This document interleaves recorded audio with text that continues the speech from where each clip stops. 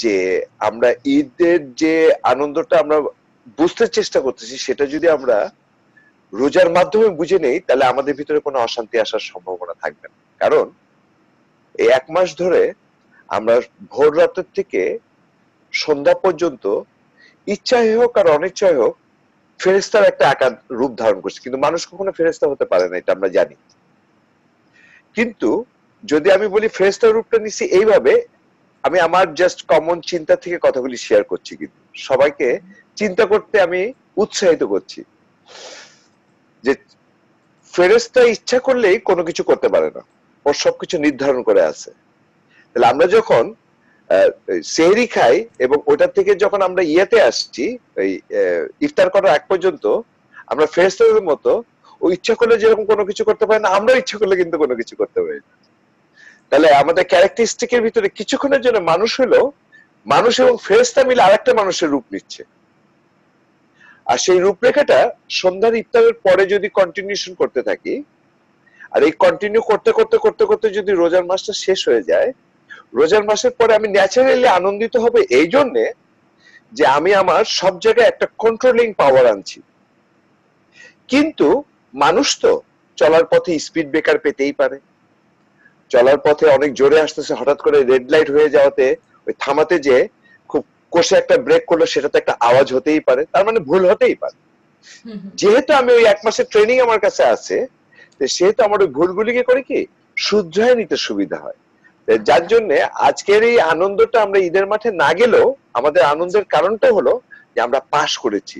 আর পরীক্ষার রেজাল্ট বের হওয়ার আগেই যারা সবসময় আনন্দে ঘুরতে থাকে তারা কিন্তু পাশ হবে জেনেই কিন্তু ঘুরতে থাকে। আমার মতো যারা আছে, আমি দাদু, যে জানতাম যে আমার পরীক্ষার রেজাল্ট হবে ফেল, যেহেতু ফেল হব আমি, তা আমি হঠাৎ করে বাবাকে বললাম আমার নানিকে দেখতে ইচ্ছা করতেছে, আমি জানি যে কবে রেজাল্ট বের হবে, কারণ নানির কাছে থাকলে তো আর খাবো না, ফেল তো হবে আমি জানি।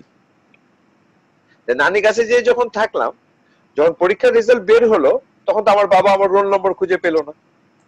নানির কাছে থাকাতে ওনারা বেশি শিক্ষিত না, কিন্তু মানুষের কনসিয়াসনেসটা এবং মানুষ যে সমাজে বাস করে সমাজের সবার সঙ্গে যদি আচরণটা এরকম বিশ্বাসযোগ্য হয়ে ওঠে, তখন মানুষের ভিতরে কিছু জ্ঞানের বহিঃপ্রকাশ হয়, যেটা তাদের আচরণে, তাদের কথাবার্তা, তাদের ইয়েতে বের হয়। যেমন আমার নানির ক্লাস 3-তে থাকা অবস্থায় তার বিয়ে হয়ে গেছিল, 3 পড়ালেখাও শেষ করেন, কিন্তু উনি জীবনের সাক্ষী হিসেবে উনি একটা কথা বললেন যে দাদু, পরীক্ষায় ফেল করলে ভালো কথা, কিন্তু পরীক্ষার হলে যাবা, প্রশ্নগুলি তো তোমার জানা ছিল না। কিন্তু আমরা জানি যে পরীক্ষার হলে তুমি যাবা, তুমি পাশ করে আসবে, এটা আমাদের আশা, কিন্তু আমরা তোমাদেরকে আবার পড়ালেখায় পড়াইছি একবার না পারিলে দেখো শতবার, এটা কিন্তু 1 2 3 ভিতরে পড়ায় ফেলে। তাহলে তুমি একবার না পারিলে দেখো শতবার, ফেল করলে আমরা রাগ করি কেন? এটা মানুষের আশা যে আমার এই কাছের মানুষটা এরকম সুন্দর কিছু করবে। এই সুন্দর কিছুটা যে একবারে না করতে পারলে আরেকবার কিন্তু সুযোগ পৃথিবীতে পাওয়া যায়, কিন্তু কবরে যখন যাবা ওখানে কিন্তু যতবারই মানুষকে কবরে নিয়ে যাও প্রশ্নগুলি আউট হয়ে যায়, উত্তর আউট হয়ে যায়, সেহেতু ওখানে ফেল করলে কিন্তু পালানোর কোনো সুযোগ নেই। তাই দাদু, তোমার কাছে আমার আজকে অনুরোধ, ক্লাসে ফেল করতে অসুবিধা নেই, কিন্তু মানুষকে কষ্ট দিয়ে কখনো ফেল করো না। আর মানুষের সঙ্গে কথা দিলে ওই কথাটা রাখতে চেষ্টা করো। আর যেহেতু পৃথিবীতে তুমি বিচরণ করছো, পৃথিবীর অনেক কিছু কিন্তু তার সাহায্যে তুমি বেঁচে আছো, সেহেতু ওটাকে বের করে ওটাকে ভালোবাসতে না পারো, কোনো কষ্ট দিও না পৃথিবীর কোনো কিছু। আমি বললাম কিরকম? অপ্রয়োজনে গাছের একটা পাতাও কখনো ছিল না, পানিকে অপচয় করো না, এটা ছিল তার অ্যাডভাইস। তাহলে সেই সময় তার অ্যাডভাইস অনুযায়ী কোরআনকে যদি আজকের এই মডার্ন যুগে এসে যদি আপনি যে প্রশ্নটা করছেন যে রোজার শেষ প্রান্তে আসে কি ভাবতেছেন, I was thinking about it this morning.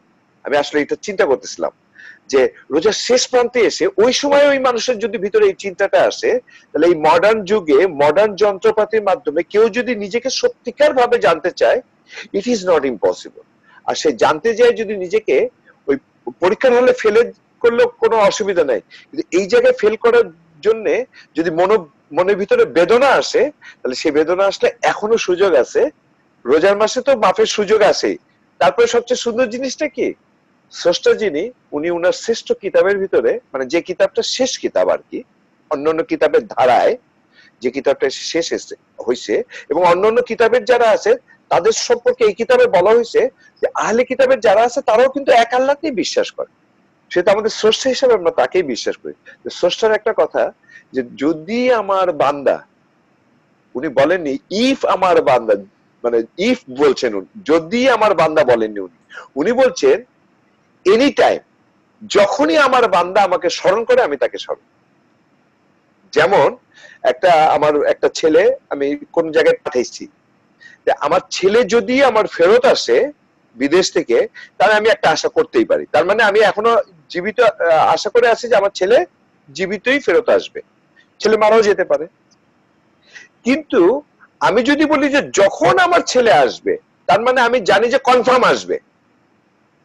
তাহলে ইফে থাকে যে দুইটার পথ, আর যখনে থেকে যায় একটাই পথ। আর আল্লাহ যখনের সঙ্গে সম্পর্কিত, সেহেতু উনি ভালোবাসাকে পছন্দ করে, আর আমরা ক্ষমা করাকেও পছন্দ করে।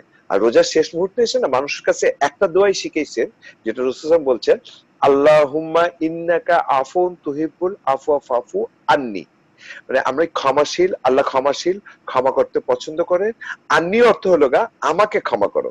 আর এই দোয়াটাই যখন আমি আবার বলতেছি আন্না, আল্লাহুম্মা ইন্নাকা আফুন তুহিব্বুল আফওয়া ফাফু আন্না, আন্নি জায়গায় যখন আন্না বলতেছি, ইচ্ছে হোক অনিচ্ছা আমি আপনাকেও জড়াই নিচ্ছি, আপনাকে না শুধু সকল মানব জাতিকে জড়াই নিচ্ছি। হ্যাঁ, so that is the difference. এই সময় শেষ প্রান্তে এসে ক্ষমা চাওয়ার প্রবণতা ভালো বেশি হওয়া উচিত, এবং সেই সঙ্গে একটু দেখা উচিত যে আমি আসলে যে জিনিসগুলি করেছি সেটাকে আমি ধরে রাখার জন্য কি প্রস্তুতি নিয়েছি, আর সেই প্রস্তুতিটাকেই ঈদের খুশিতে আমি বিলীন করে দেব। আচ্ছা, আপনার কাছে প্রথমে জানতে চাই, মানে প্রথম বলতে এটা তো আসলে শুরু করলেন একদমই আপনার নিজস্ব গল্প দিয়ে, কিন্তু আপনি বাংলাদেশ ছেড়েছিলেন কেন? বাংলাদেশ ছাড়ছিলাম, ও মাই গড, এটা লং টাইম কোশ্চেন।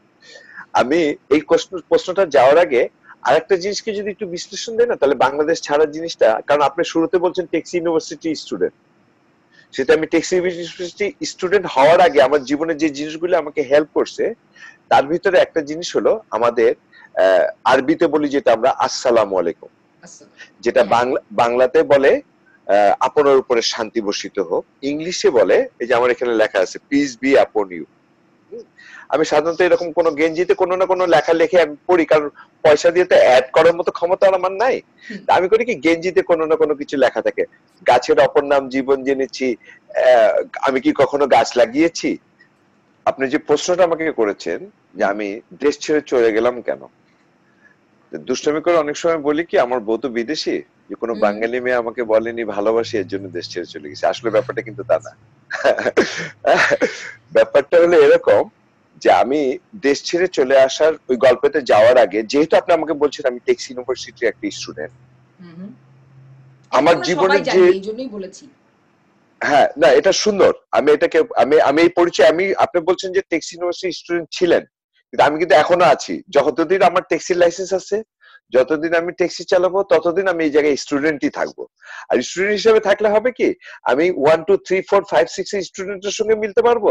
আর যখন আমি স্টুডেন্ট হিসেবে বাইরে চলে আসি, স্টুডেন্ট থেকে বাইরে চলে আসি, স্টুডেন্টরা তো অনেক সময় বিয়ে শাদী করে, সেহেতু আমার বিয়ে হয়ে গেছে, বাচ্চা আছে, সেহেতু আমি তখন বড়দের সঙ্গে মিশতে পারবো। তাহলে আমি স্টুডেন্টদের সঙ্গে মিশতে পারছি, আমি বড়দের সঙ্গে মিশতে পারছি, এর জন্য আমি স্টুডেন্ট থাকতে চাচ্ছি। আমি এই পৃথিবীতে চলার পথে দেশে থাকতেই যে মানুষগুলির সংস্পর্শে আসছি, কেন জন্য ছোটবেলা থেকেই মানুষের প্রতি একটা দুর্বলতা আমার সবসময় ছিল, কাউকে কষ্ট না দেওয়ার। কিন্তু বয়সের কারণে অনেক সময় অনেক কিছু করেছি যেটা মানুষে বলেছে ভুল, কিন্তু আসলে আমি সেটাকে ভুল ভেবে করিনি, কাউকে রক্ষা করতে যে রাগান্বিত হয়ে করে ফেলছি, যেটা আমি করে ফেলছি সেটার জন্য আমি আবার অনুতপ্ত হয়েছি।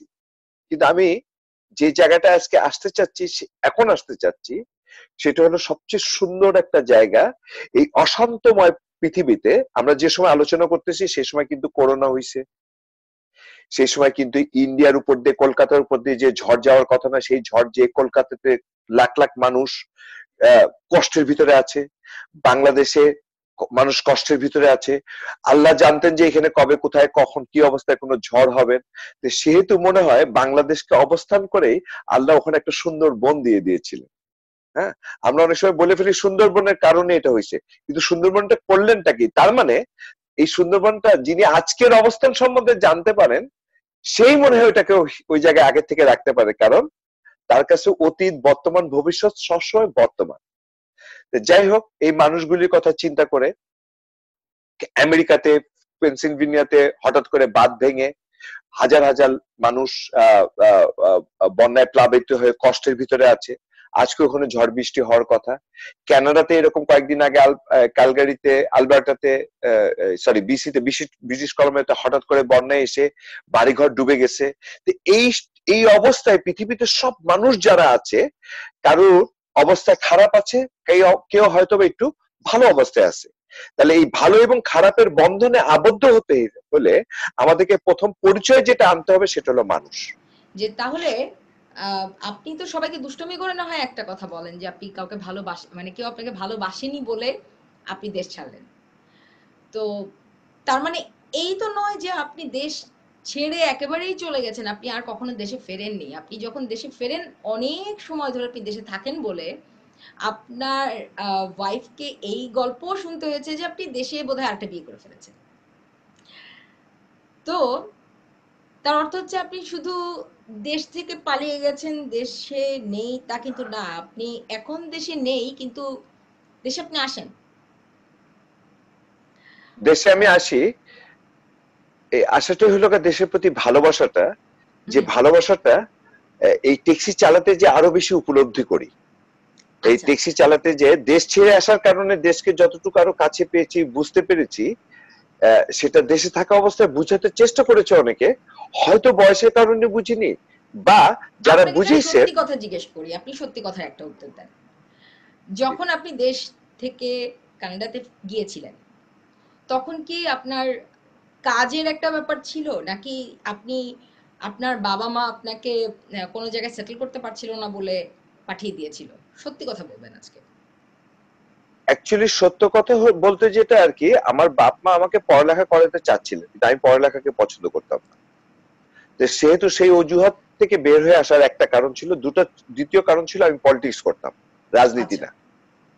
পলিটিক্স করতাম, হ্যাঁ, রাজনীতি না কিন্তু। তো সেহেতু ওই পলিটিক্সটাকে, মানে পোলাইটনেস এর মাধ্যমে যে ট্রিজ গুলি দেখছি, ওই কথাগুলিকে আমি বিশ্বাস করতাম যে আসলে এই কথাগুলি ইস্টাবলিশড হবে। হুম। কিন্তু সামহাও আমার কাছে ধীরে ধীরে মনে হচ্ছিল এই কথাগুলি বলতেছি, কিন্তু এই কথাগুলিকে আমরা ইস্টাবলিশ করতে চেষ্টা করতেছি না। সেটা এখানে কত একটা বছর আগে? 78 এর কথা বলতেছি, তার আগে যতটুকু পলিটিক্স দেখছি। হুম। তো ওখান থেকে আমি চিন্তা করলাম যে এখানে বসে তো আমি কাউকে পরিবর্তন করতে পারবো না, আর আমি নিজে যেভাবে পরিবর্তন হয়ে যাচ্ছি তাতে আমি ধ্বংসের পথটাকে বেছে নিব ভালোবাসার পথ ছেড়ে দিয়ে। আর আচ্ছা। আমার কাছে ভালোবাসার পথটাই ছিল সবসময় ইম্পর্টেন্ট। আচ্ছা। যার জন্য আমি তখন একটা সুযোগ পেয়ে দেশ ছেড়ে রাশিয়া চলে আসি, রাশিয়া হয়ে ইটালি, জার্মানি এরকম ঘুরতে থাকি। আচ্ছা। এই যে ঘুরতে থাকি তখন আর কি কি, এই আপনি এরকম ছিলেন, এই যে এখন যেরকম আমাদের সামনে টুপি পরে একটা খিবার মানে গলার মধ্যে দিয়ে বসে আছেন? না, তখন আমি একজন মুসলমান ছিলাম, মুসলিম ছিলাম না।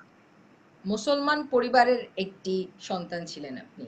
মানে ওই ঘরে জন্মগ্রহণের কারণে আমি নিজেকে মুসলমান হিসেবে মুসলমান দাবি হিসেবে করতাম। দাবি করতেন। কিন্তু মুসলমানের জায়গায় যে কোরআনে যে শব্দটা আছে মুসলিম হওয়ার কথা, সেই মুসলিমটা হওয়ার ভিতরে যে কিছু আচার আচরণের ব্যাপার আছে, সেটার ভিতরে আহ, সেক্ষেত্রে কি যেটা আপনার ঈমান ছিল?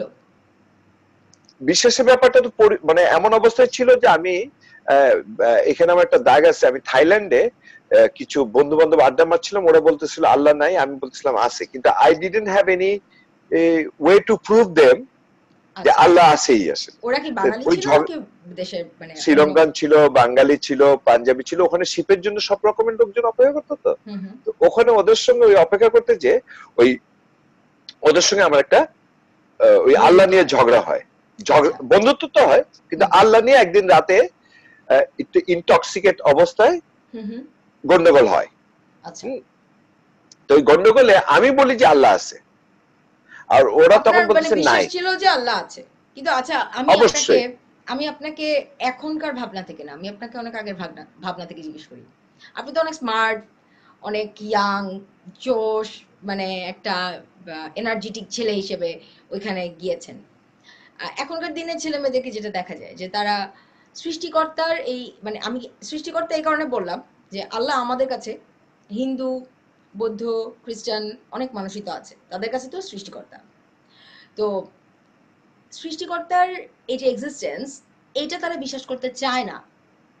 এটাকে কি আপনি আসলে কিভাবে তখন মনে করতেন? কারণ আপনার তো শরীরের রক্ত তখন গরম, এবং তখন আল্লাহকে বিশ্বাস করে আল্লাহর উপর বিশ্বাস রাখার কারণটা কি? মানুষ কখন বিশ্বাসী হয়ে যায় আরো বেশি? যখন সে অসহায় বোধ করে, তখন কিন্তু সে আরো বেশি বিশ্বাসী হয়।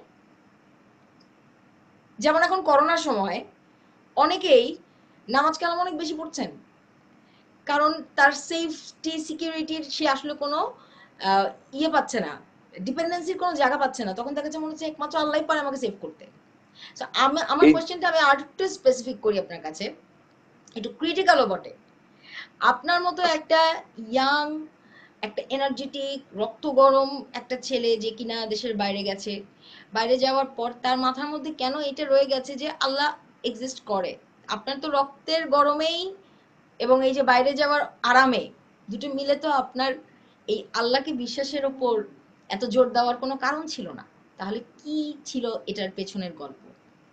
এটার পিছনের গল্প আসলে এমন কোনো কিছু ছিল না। এটার পিছনে ছোটবেলার গল্প ছিল যে তোমার যখন আমি একটু একটু বোঝা শুরু করছি, তখন নানি দাদিদের সঙ্গে আসলে এই যে এইবার করোনাতে আমি খুব কষ্ট পেয়েছি হলো যেসব বয়স্ক লোকরা মারা যাচ্ছে না, এতে আমি খুব ব্যথিত। কারণ এদের কাছে সব উইজডম, এটার বাংলা কি বলে আমি জানি না, মানে বুদ্ধিমত্তার, সুন্দর বুদ্ধিমত্তার যে জিনিসগুলি এদের কাছে জমানো পলিশড আছে, জ্ঞান যেটা, সেটাই তো আসলে যেটা wisdom. Right, thank you, right, এরা চলে যাচ্ছে, তার মানে এদের নাতিদের কাছে ভবিষ্যতে সুন্দর এই জিনিসগুলি পৌঁছে দেওয়ার কেউ থাকবে না। আচ্ছা। এটা হলো প্রথম কথা। দ্বিতীয় হুম। কথা হলো কিন্তু আপনি আমাকে তো থাকেন কানাডার কথা বলছেন আপনি, তাই না? সারা পৃথিবীতে সারা বয়স্ক পৃথিবীতে লোকরা বয়স্ক লোকরা বয়স্ক মানে প্রথম, হ্যাঁ প্রথমে মারা যাচ্ছে, কারণ ইমিউনি না, সিস্টেম তাদের। করোনাতে এখনো যারা মারা গেছে তার হুম। ভিতরে 60 মানুষের সংখ্যাই বেশি হুম। এখন পর্যন্ত। হুম। এই যে যারা চলে গেছেন তারা থাকলে পৃথিবীটা হয়তো আর একটু সুন্দর জায়গায় আসতো এই ঘটনার পরে। আচ্ছা, এই হুম। ঘটনার কারণে যে ঘটনাটা আমার খেয়াল পড়তেছে সেটা হলো আল্লাহ সুবহানাহু ওয়া তাআলা বলছে, যেহেতু আমি তোমাদেরকে দয়া দিয়ে সৃষ্টি করেছি, তোমরা কোনো কারণে আমাকে ভুলে যাবা, আর এই ভুলে যাওয়ার কারণটাকে তোমাকে মনে করায় দেওয়ার জন্য তোমাকে আমি বিভিন্ন রকমের আহ, সময়ের বিভিন্ন রকমের অবস্থার মুখাপেক্ষী করি। আচ্ছা। আর সেই মুখাপেক্ষী যখন তুমি হও, যখন তুমি বুঝো যে কারো কাছে রক্ষা পাওয়ার নাই, তখন তুমি অজান্তেই আমার সঙ্গে একটা কানেকশন করতে চেষ্টা করো। এটা অজান্তে নয়, এটা কারণ কি, তোমাকে যেখানে আমি সৃষ্টি করেছিলাম, ওই যে তোমার ভিতরে যে আলাস্তুবি রাব্বিকুম, তোমার ভিতরে যে আত্মাটা রাখা আছে, যে আত্মাকে সামনে রেখে আমি জিজ্ঞেস করেছিলাম, ওই আত্মাটা তো তোমার ভিতরে আছে। সে তো ওইটা এখানে স্বীকার যখন করেছে, তুমি ওখানে যে ভুলে গেছো, যেহেতু আমি দয়ালু, সেহেতু আমি করি কি, কোনো কারণে তোমাকে এটা মনে করাই দিই। হ্যাঁ, আর সেই কারণে তুমি ইচ্ছাই হোক আর অনিচ্ছাই হোক আমাকে মনে করো, যেটা বর্তমান বিশ্বে একটা সময় ছিল আমার দেশ বেটার, অমক দেশ এটা, তমক দেশ এটা, এখন কিন্তু সবাই বলতেছে it is a global world. Yeah. Corona বুঝিয়ে দিছে যে তোমরা যেটা নিয়ে অহংকার করতা, তাহলে কোরআন শরীফ আবার এখানে প্রমাণ করতেছে, কারণ আল্লাহ বলতেছে তোমরা একই মা বাবার থেকে আসছো, তোমাদের বিভিন্ন জাতিতে আমি এই জন্য দিছিলাম যে তোমরা এটা নিয়ে অহংকার না করে একে অপরকে ভালোবাসবা। এটা হলো সারমর্ম। সেই জায়গা থেকে সামহাও আমরা মনে হয় অনেক দূরে সরে গেছিলাম, যেটা আপনি যদি বেশি দূরে যাওয়া দরকার, আমার দেশেই যদি আমি থাকি, নোয়াখালীর মানুষ বরিশালের মানুষের থেকে অহংকার করতো, বরিশাল আবার কুমিল্লার মানুষের দিকে কইতো আমরা তোমার থেকে বেটার। হ্যাঁ, এরকম একটা প্রবণতা আমাদের ভিতরেও চালু হ্যাঁ, হয়ে গেছিল, মানে এটা একটা ট্রেন্ড। সারাক্ষণই যে আমাদের এখানে এরিয়াটা ভালো, ওদের ওখানে ভালো না। যেমন অনেকে এটা বলতে অভ্যস্ত ছিল যে নোয়াখালীর লোক ভালো না, বরিশালের লোক হ্যাঁ, ভালো না। কেন ভালো না? ভালো না এই কথাটা বলার মতো যোগ্যতা তো আসলে আমাদের নাই, কারণ সবাই তো আশরাফুল মাখলুকাত। তাহলে আমি কেন বলবো যে উনি ভালো না? এই না ক্ষমতা এই তো যে আমার এই না। এই না না এই বলতে বলতে এই ট্রেনটা হইতে হইতে এমন অবস্থা হয়েছিল যে গাড়িওয়ালা ড্রাইভার বলে রিক্সাওয়ালারে তুই জানোস আমি কে, হ্যাঁ। রিক্সাওয়ালা আবার ঠেলা গাড়িরে বলে তুই জানোস আমি কে, ঠেলা গাড়িওয়ালা আবার রাস্তার টোকাইরে বলে তুই জানোস আমি কে, টোকাই আবার যে ছোট যে বড়, ওই ছোট বড়টা আবার ছোটটারে বলে তুই জানোস আমি কে। এই যে আমি কে শব্দটা এত নিম্ন জায়গায় চলে গেছিল, এই মুহূর্তে আল্লাহ সুবহানাহু ওয়া তাআলা যদি আমাদেরকে উদ্ধার না করতেন, তাহলে মানব জাতি যে আরো হারাই যেত, সেখান থেকে উদ্ধার করার জন্য মানুষ যেভাবেই হোক এই একটা জিনিসের সৃষ্টি হয়েছে। কারণ এটা আল্লাহর ওয়াদা, সেটা আল্লাহ কাউকে জবাবদিহি করার ইয়ে রাখে না। যেমন ঝড় আসছে, গভর্নমেন্ট কিন্তু চেষ্টা করছে বাঁচানোর জন্য, তার ভিতরে অনেকে আছে আমি বাঁচতে চাই না, সে কিন্তু তার ঘর ছেড়ে যেতে চায়নি, তাহলে সে মারা গেছে, এর জন্য কিন্তু গভর্নমেন্ট দায়ী না। হ্যাঁ, আল্লাহ সুবহানাহু ওয়া তাআলা জানাই দিয়েছেন সবকিছু, এরপরেও যদি মানুষ এরকম কোনো কিছুতে বিপদে পড়ে আর সেটা বলে যে আল্লাহ কেন করলো, আল্লাহকে কেন প্রশ্ন করার কোনো ক্ষমতা আমাদের কারণ নাই। তবে উনি যে আমাকে করলেন, এখান থেকে আমার কি শিক্ষা নেওয়ার আছে, এই প্রশ্নটা করলে আমি লাভবান হব, সমাজ লাভবান হবে। এই জায়গায় ইয়াং জেনারেশনের যে ব্যাপারটা আছে, সেই জায়গায় আমাকে সুবহানাল্লাহর যেই ফ্যাক্টরটা, সেই গল্পটা যদি একটু করতেন। আমি ওইটাতে যাচ্ছি, তার আগে সুবহানাল্লাহর আগে আমার এক বড় ভাই আমাকে, যেহেতু আমি ওই যে মারামারি করতাম, একটু দুষ্টামি করতাম, পলিটিক্স করতাম, আমার এক বড় ভাই আমাকে একবার বলছিল যে মোহাম্মদ নামে একজন ছিল, আমি জানি না যে মোহাম্মদ সাল্লাল্লাহু আলাইহি ওয়াসাল্লাম নবী, আলহামদুলিল্লাহ এখন মাইকেল হার্ট যে কিনা এখনো বেঁচে আছে আমেরিকার, ওই যে 100 জনের শ্রেষ্ঠ মানুষ হিসেবে যিনি কিনা রাসূল সাল্লাল্লাহু আলাইহি ওয়াসাল্লামের নাম দিয়েছেন, মাইকেল হার্ট কিন্তু এখনো বেঁচে আছেন। তো ওই মোহাম্মদ সাল্লাল্লাহু আলাইহি ওয়াসাল্লামকে উনি 100 কেন দিয়েছেন, দুইটা কারণ ছিল। একটা হলো উনি সত্যবাদী, হ্যাঁ, এবং উনার জীবনের A to Z পাওয়া যায়, অন্য কারোর জীবনের A to Z পাওয়া যায় না। সেই জায়গাটায় উনি আমাকে বলছেন তোমার নাম মোহাম্মদ, তুমি এই যে মারামারি করো জানো? তাই বললাম মোহাম্মদ কি করতেন? মোহাম্মদ গরিবরে কেউ অত্যাচার করলে উনি প্রতিবাদ করতেন। যেমন রাসূল সাল্লাল্লাহু আলাইহি ওয়াসাল্লাম, ওখানে সব জাতির মানুষ ছিল, ওদের ওজনে কম দিত, এতিমের মাল খেয়ে নিত, ওরা কি সব মুসলমান ছিল? না, মানুষ ছিল। উনি মানুষকে ভালোবাসা শিখেছেন, আল্লাহ মানুষ সৃষ্টি করছেন, আর আমরা মানুষকে ভালোবাসা শিখবো কোরআনের মাধ্যমে। কোরআনের মাধ্যমে যদি আমরা অন্য কারোর থেকে আলাদা হয়ে যাই, তার মানে আমরা কোরআনের শিক্ষাটাকে সঠিক বুঝতে পারি। তবে আমার সেই বোঝার বোধগম্য শক্তি আমাদের ইয়াং জেনারেশনে আছে, আমি দোয়া করি যেন তারা এটাকে বুঝতে চেষ্টা করে। আমি যে কারণে এই আল্লাহর প্রতি বিশ্বাসটা ছিল, তার ভিতরে একটা কারণ ছিল আমার দাঁত 2 বার হইছে। আমার মাকে একদিন দেখলাম দাঁতের ব্যথায় দাঁতের ডাক্তারের কাছে যাই, মাকে বললাম দাঁতের ডাক্তারের কাছে যাচ্ছ, দাঁত তো ডাক্তারকে তো পয়সা দিতে হবে। বলে যে হ্যাঁ পয়সা দিচ্ছি, কিন্তু যিনি দাঁত 2 বার দিছেন তাকে পয়সা দিইনি, কিন্তু তাকে ভুলে থাকছি, আর দাঁতটাকে সেভাবে যত্ন দেয়নি দেখে আজকে দাঁতটা নষ্ট হয়ে গেছে। সেহেতু আজকে মনে হচ্ছে যে তাকে একটু ধন্যবাদ দিলে, হ্যাঁ, আমার মনে হয় আমি তার কথা অনুযায়ী যদি যত্ন নিতাম, তাহলে হয়তো দাঁতের ডাক্তারকে এই পয়সাটা না দিয়ে আমি কোনো গরিবকে দিতে পারতাম। হ্যাঁ, এখন কথাটা হলো এখানে এইভাবে দাঁড়ালো যে ওই দাঁতের কথাটা না আমি চিন্তা করলাম, তাহলে দাঁত যে 2 বার দিছে, তৃতীয়বার দাঁত পড়ে গেলে কারো কাছে যেতে হচ্ছে, তাহলে কেউ তো একজন আছে আমাকে দিছে। সেই একজনের নামটা আমি ছোটবেলা থেকে আল্লাহ হিসাবে জেনে আসছি, এর জন্য আল্লাহর প্রতি আমার একটা দুর্বলতা গড়ে পড়ছে। দ্বিতীয় যেটা ছিল, ওই যে বড় ভাই যে আমাকে বলছিল যে মোহাম্মদ সাল্লাল্লাহু আলাইহি সাল্লাম এরকম, উনি হলো এরকম কি মানুষের সেবা করতো। তা আমি ছোটবেলায় গরিবকে কেউ কিছু বললে, আমার বাসায় 2টা কাজের ছেলে ছিল যাদেরকে আমি রাস্তা থেকে একটু পড়ে আনছিলাম। আর আমার ছোটবেলায় একটা স্বভাব ছিল, কেউ আমাকে ভালো মানুষ হিসেবে গণ্য করার জন্য এই কথাগুলিকে মনে করেন না। এটা কিন্তু আমাদের কাজ, এটা কিন্তু আমাদের দায়িত্ব, এটা কিন্তু আমাদের নৈতিকতা, আমাদের বিবেক বলে এই কাজগুলিকে। আপনি তো একেবারে আপনার নিজের মানে আলাপ করছেন, তো যেহেতু আপনি আপনার নিজের আলাপ এখানে করছেন, কেউ আপনাকে বিচার করার, জাজমেন্ট করার আমি মনে করি না যে কোনো কারণ আছে। কারণ আমরা এক একজন এক এক রকম।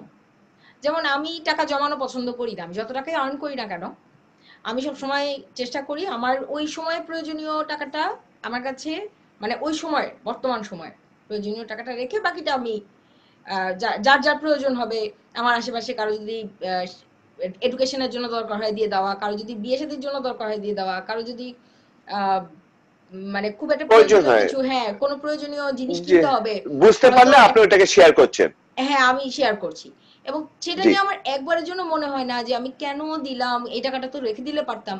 আমার কাছে সবসময় মনে হয় না, আমার রিজিক তো আল্লাহর হাতে, তো এই টাকা জমিয়ে কি হবে, মরে গেলে আমি আসলে আমি ওই প্রেক্ষাপট থেকে বলিনি। প্রেক্ষাপটটা ছিল এটাই যে মানুষের কনসিয়াসনেস যেটা আছে না, এটা লেখাপড়া ছাড়া এবং লেখাপড়া করলেও এখানে একটা জিনিস আছে, এই জায়গাটা থেকে কিন্তু মানুষ খারাপ এবং ভালোটাকে বুঝতে পারে দেখেই শিক্ষিত মানুষ যখন চুরি করে বা একটা মূর্খ মানুষ যখন চুরি করে, ও কিন্তু লেখাপড়া শিখেনি কিন্তু চুরি করার জন্য। আবার শিক্ষিত মানুষও কিন্তু লেখাপড়াতে শিখেনি যে চুরি করতে হবে, কিন্তু চুরি যে জিনিসটা করতেছে, মনে করেন দুইজনই ডিসিশন নিল একজনের একটা ফোন চুরি করবে, দুইজনে ওখানে কি করবে, একটা জিনিস মেনটেন করবে যে কেউ যেন না দেখে। তার মানে বিবেক দিয়ে ও বুঝতেছে এটা খারাপ কাজ, যেন কেউ না দেখে। তাহলে আমি বিবেকের জায়গাটা থেকে কথাটাকে আসলে বলতে চাচ্ছি যে এটা আমাদের করণীয়। বিবেক আমাদেরকে বলে, কিন্তু আমরা অনেক সময় করি না। এটা সবাই আমাদের ইয়াং জেনারেশন এখন কিন্তু করতেছে, they are very good in it. আমি যেটা বলতে চাচ্ছি যে আমি অনেক সময় বাইরে গেলে কোনো খালি গায়ে আলা বাচ্চাকে দেখলাম, আমি তাকে আমার জামাটা খুলে দিয়ে আসতাম। আমি বাসা থেকে জামা পরে যেতাম, খালি গায়ে বাসায় আসতাম। এটা আচ্ছা আমার এলাকায় অনেকে ছোটবেলা থেকে আমার বিল্ডিং এ যারা থাকতো, কারণ মা তো গল্প করতো আর সবাই দেখতো। আর ওই যে ওই গরিবের জন্য মারামারি করতে, যে অনেক মারামারি করছি, যে মারামারিটাকে আমাকে সকলে, কোনো এক সময় আমার নাম হয়েছিল গুন্ডা, কোনো এক সময় আমাকে আমাকে আজিমপুরে বাচ্চাদেরকে মারা ঘুম পাড়াতো আমার নাম দিয়ে।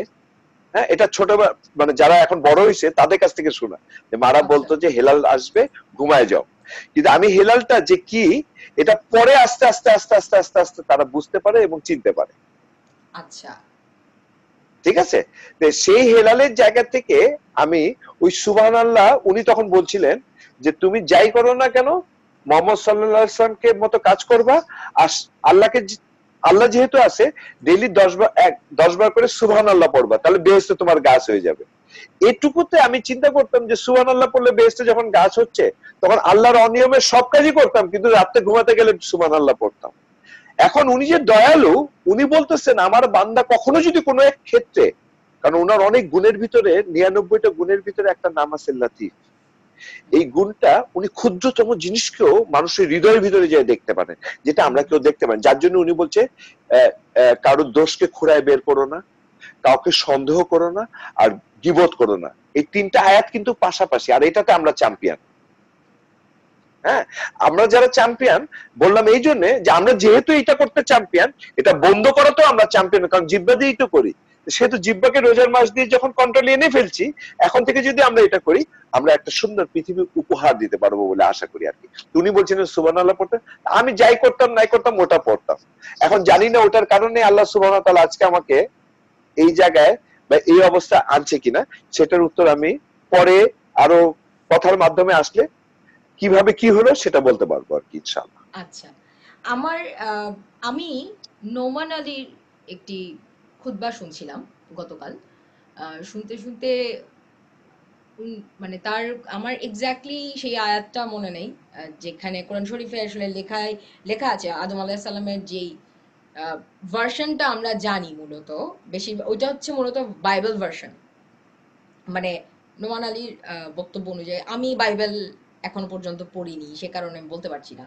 হয়তো আপনি পড়ে থাকবেন, কারণ আপনি যেহেতু মিক্স কালচারে একটা মেশার সৌভাগ্য হয়েছে, এই কারণে আপনি হয়তো ভালো করে বলতে পারবেন।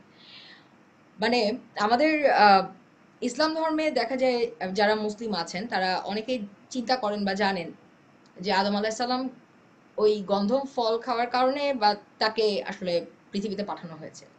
কিন্তু নোমান আলীর খুতবায় আমরা যেটা শুনেছি সেটা হলো আহ, মানুষকে তৈরি করা হয়েছিল পৃথিবীতে পাঠানোর জন্য, এবং আল্লাহ তাআলা চেয়েছিলেন যে মানুষ তার নিজের ভাবনা নিজে ভাববে এবং তার বংশবৃদ্ধি সে নিজেই করবে, মানে বছরের পর বছর মানুষ নিজেই তার বংশবৃদ্ধি করবে। ফেরেশতারা আল্লাহকে কখনো, মানে আল্লাহর কথা ছাড়া কখনো চলে না, কিন্তু মানুষ আল্লাহর ইবাদত করে, কিন্তু আল্লাহর প্রতিটা মানে সে তার নিজের বুদ্ধিতে চলে, মানে আল্লাহ তাকে বুদ্ধি দিয়েছেন। তার মানে ফেরেশতা এবং মানুষের মধ্যে পার্থক্য হচ্ছে ফেরেশতারা পুরোপুরি আল্লাহর উপর ডিপেন্ডেন্ট, আর মানুষের হচ্ছে একটু এক্সট্রা একটা ব্রেন আছে, এবং সে ওই ব্রেইনটা ব্যবহার করে বলে সে নিজে অনেক রকমের চিন্তা ভাবনা করতে পারে। এবং মানুষকে যখন আল্লাহ তাআলা বানিয়েছেন তখন তিনি ফেরেশতাদেরকে জানান ফেরেশতারা নূরের তৈরি, জিনরা আগুনের তৈরি, মানুষ মাটির তৈরি। তখন ফেরেশতারা তাকে জিজ্ঞেস করেছিলেন যে মানুষকে যে বানাচ্ছেন আল্লাহ, আল্লাহ সুবহানাহু ওয়া তাআলা, আপনি তারা তো দ্বন্দ্ব ফাসাদ এগুলো তৈরি করতে পারে, তো এটা কি আসলে, এটা কি কেমন হবে? এবং তখন আল্লাহ তাআলা বলেছেন যে আহ, আমি সবচেয়ে ভালো জানি, আমি সবচেয়ে ভালো জানি, এবং মানুষ মানে এই যে তার আল্লাহ তাআলার আসলে তিনি আমাদের সবকিছু জানেন, ইনস এন্ড আউট, আমাদের ভবিষ্যৎ, আমাদের রিজিক, আমাদের ভাবনা, এভরিথিং তিনি সব জানেন। তো যখন ফেরেশতারা এই কথাটা শোনেন, তখন তারা বুঝতে পারেন যে আসলে প্রশ্নটা করা ভুল হয়ে গেছে, বরং আল্লাহ তাআলাকে মানে এই কোয়েশ্চেন করার কোনো মানে হয় না যে তারা দ্বন্দ্ব ফাসাদ এটা করবে কিনা, এক্সকিউজ মি, বরং আল্লাহ তাআলা যেটা বলছেন যে তিনি সবচেয়ে ভালো জানেন। ফেরেশতারা ওই সময় বলেছিলেন সুবহানাকা, আহ, আমি পুরো ইয়েটা ভুলে গেছি, এটা হয়তো আপনি আমার চাইতে ভালো জানেন, আমি জাস্ট গল্পটাকে আপনাকে মনে করিয়ে দিতে চাই যে ওইখান থেকেই আসলে সুবহান সুবহান সুবহান আল্লাহর, সুবহানাল্লাহ। হ্যাঁ সুবহান আল্লাহর ইয়েটা আসে। এবং তারপরে আস্তাগফিরুল্লাহ, মানে আল্লাহর কাছে জি। ক্ষমা চাওয়া। যে ওইটার মূল উদ্দেশ্য হচ্ছে আল্লাহ, মানে আমি, তুমি সবচেয়ে, মানে আল্লাহ আপনি সবচেয়ে ভালো জানেন, আমি ভুল করে ফেলছি, আমাকে ক্ষমা করে দেবেন। এটা হচ্ছে আসল, মানে বক্তব্যটা বোধহয় এরকম। নোমান আলী খানের যে বক্তৃতার কথাটা আপনি বলছেন, এটা মনে হয় আমিও শুনছি।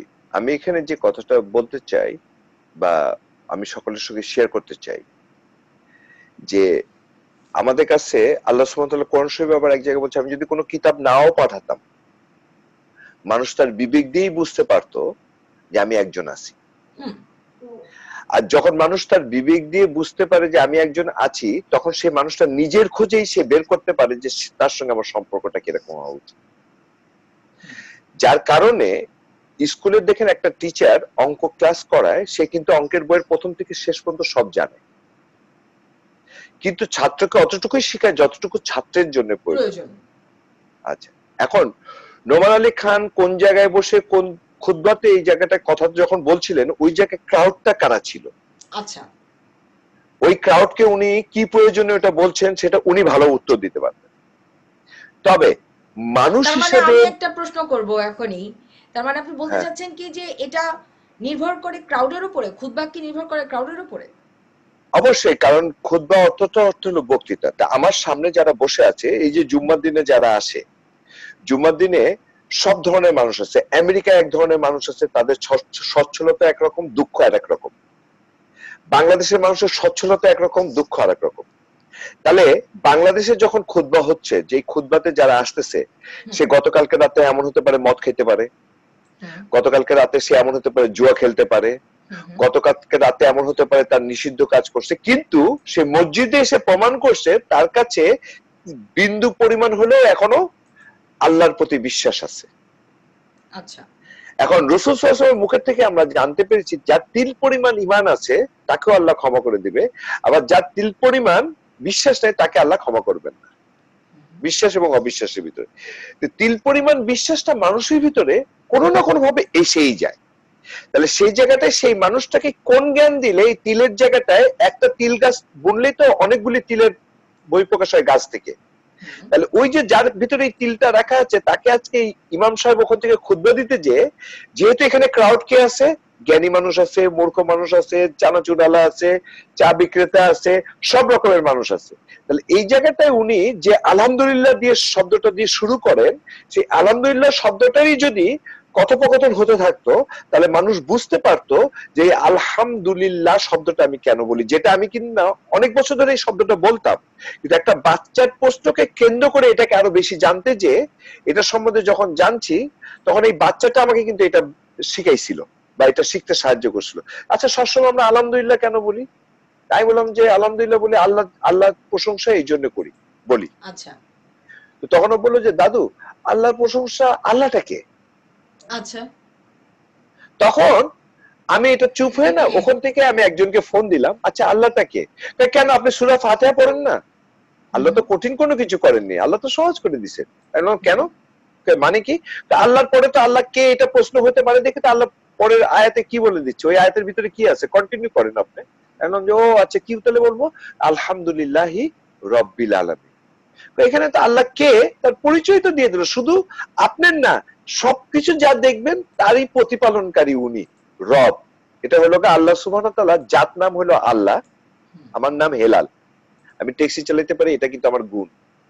আমি সাইকেল চালাতে পারি, এটা কিন্তু আমার গুণ। অনেকে আবার আছে গাছে উঠতে পারে, ওটা তার গুণ, কিন্তু আমি পারি না। হুম, এরকম আল্লাহ 99টা গুণ আছে, যে গুণের ভিতর সবচেয়ে বেশি যেটা ব্যবহার করা হয়েছে রব। রাব্বানা আতিনা ফিদ দুনিয়া, সুবহানা রাব্বিল আযীম, হ্যাঁ, রাব্বির হামহুমা কামা রাব্বায়ানি সাগীরা, রব শব্দটা এটার বাংলা হলো গা প্রতিপালনকারী।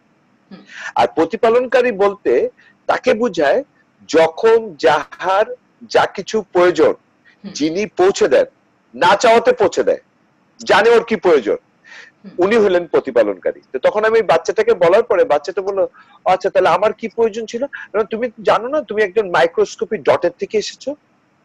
তখন মাইক্রোস্কোপি ডট মানে তোমার বাবার শরীর থেকে তুমি যখন বের হয়েছিলে তুমি একা ছিলে না, এরকম অনেক কোটি কোটি ছিল।